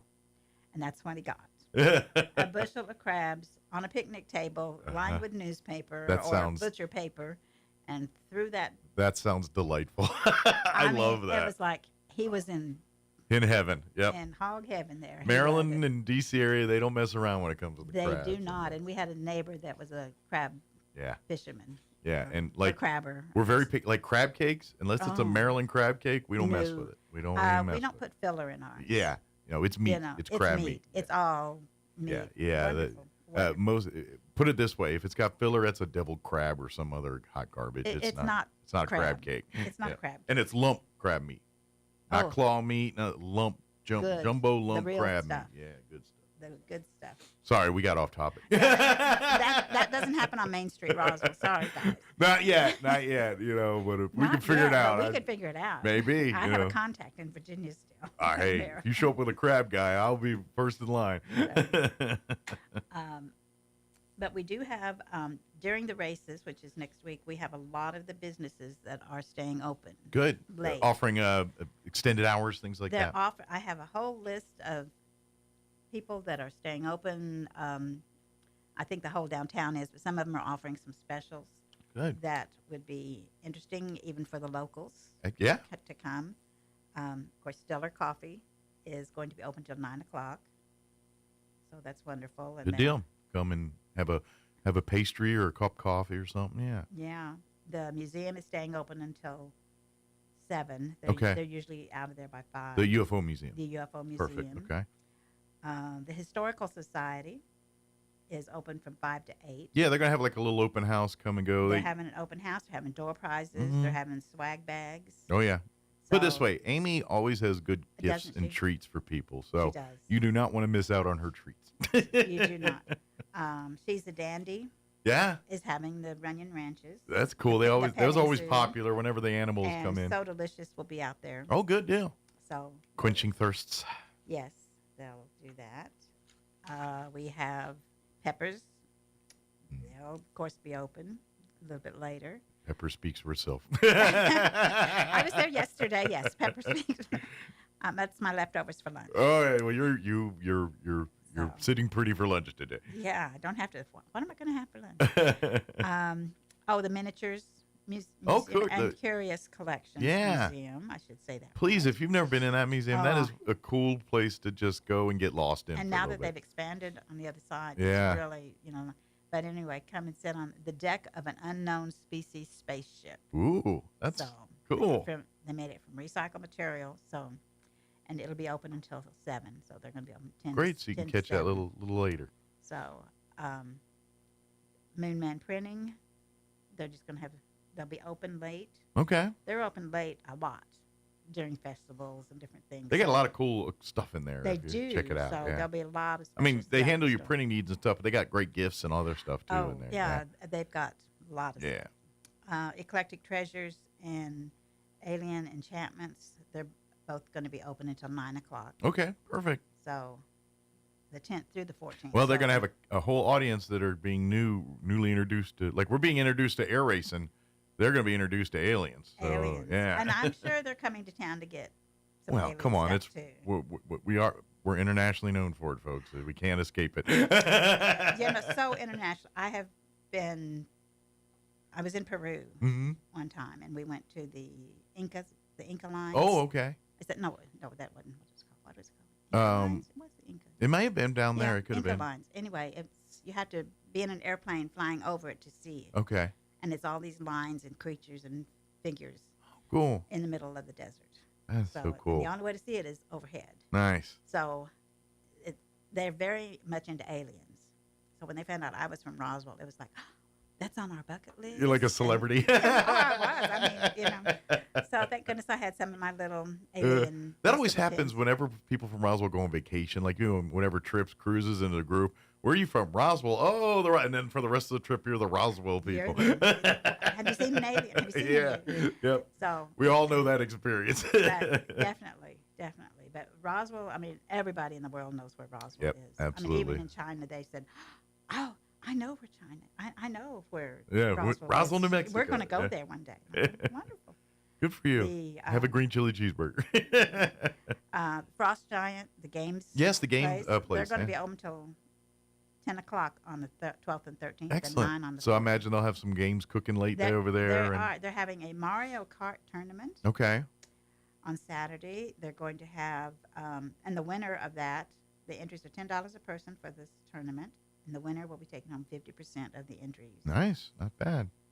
The pool. The races start at 3 p.m. Okay. So Thursday night is game night, $5 a person to play, and Friday is co-op night, 2 for $5 to Excellent. play. And they also do like tabletop games, like the Dungeons and Dragons and Magic. Games, find a table. They kind of have an assortment of different things they play. So they do, but they're going to be open till 10 o'clock. Very good. On the 12th and 13th. And I'm sure they're going to have to kick out those people at 10. Those gamers will get to go into a marathon session. And Tiny Trends will be open until 10. Oh, excellent. And they'll have a discount. That'll be fun. Let's see. Stardust Antiques. Okay. And the gallery, they'll be open until 7. Excellent. Those evenings. They got some great stuff over there for shopping and things. Or gift giving. Christmas is right around the corner. You can take advantage of these hours and sales and do some Christmas shopping. Oh, definitely now. So those are the ones, and there's more. Imagine that says they're already open late this week. Okay. So they'll continue to be open late. So if you create some memories, they can help you capture them and celebrate them and get them all. People like to scrapbook. They Absolutely. Like to, come in and scrapbook your experience, and I'm sure she's going to have something in there that you're just going to have for your scrapbook. Oh, I'm sure. Yeah. And she does come up with some good things. And that's the cool thing is uniqueness. Like if you're wanting to present a memories or something in a unique way and things, and you're just, I don't know how to go in there, let them spitball and work with you and help you how to do all that. We try to make scrapbooking for the occasions. Yeah. And make them special. Sure. And that's definitely the place to go. And you're creating keepsakes. You know what I mean? It's not like it's not like you're just putting a bunch of pictures in a exactly. book. But even still, like those are something that 30, 40 years from now, you open up, there's the book. You know what I mean? I have a double closet, floor-to-ceiling shelves with photo albums. It's several scrapbooks, but a lot of photo albums. So, yes. And it always makes me laugh. The older the scrapbook, you just the fashions of the day. You know what I mean? It's like, wow, that's what they were into 40 years ago. Well, I have lots of nieces and nephews and grandnieces, and even great-grand nieces and nephews, and they get a kick out of just grabbing one of my old photo albums and saying, "Did you always wear your hair that way? Yeah. Or did you do those glasses, cat eye glasses?" Oh yeah, said, it's like they were popular at the time. That was popular. You wore those pants. Just bell-bottom ones. I said, they're coming around. 20 years from now, they're going to be looking at your kids are going to be looking at yours and be like, "That's right. You wore those pants? What's going on with those pants? Why is there 17 different colors on that. I Whatever was it thinking is. the stripes. Yeah. You know, those, oh my gosh, the stripes. Every Yeah. color in the rainbow. Yeah. So. Absolutely. But they're great at creating memories and preserving them. So. We do have a few new businesses downtown. Okay. That are opened. Degenerate Coffee. Yes. They've been busy already. They're right actually near the Miniatures Museum Right, there. next to Yeah. Miniatures, and they have new drinks. Good deal. And one that they have actually is vanilla pistachio cold brew. Okay. And it's from locally grown pistachio. Oh yeah. Sounds pretty good. Out on Bitter Lakes Road. If I was a coffee. Oh, the Bitter Lake Farms. The Bitter Yeah. Lake Farms. Yeah, they And got. It's in this. That's what they're That's using cool. in this, and the cup reflects it. Nice. Shows that. So that's about as local. And he's in our market. He's Farm to table coffees you can get right there. Or he's in the farmers market. So yeah. he Oh, sells good. it. So he's there every So Saturday. come out there. Yeah, I know they do. And yeah, Bitter Lakes Farms, they do a lot. They do a lot of cool. Almost every weekend they've got workshops and various things going on, from adobe brick making to music, poetry. Oh, yeah. It's everything. So yeah. Yes. Yeah. My brother's is a friend of the owner out there. And it's kind of fun. They have a great story too, because they're literally in the world of pecans. They said we're going to grow pistachios, and everyone looked like they're And he's crazy. been yeah, I remember when he started out there. Yep. So. And he said, "You're nuts." Pardon the pun. Disc golf.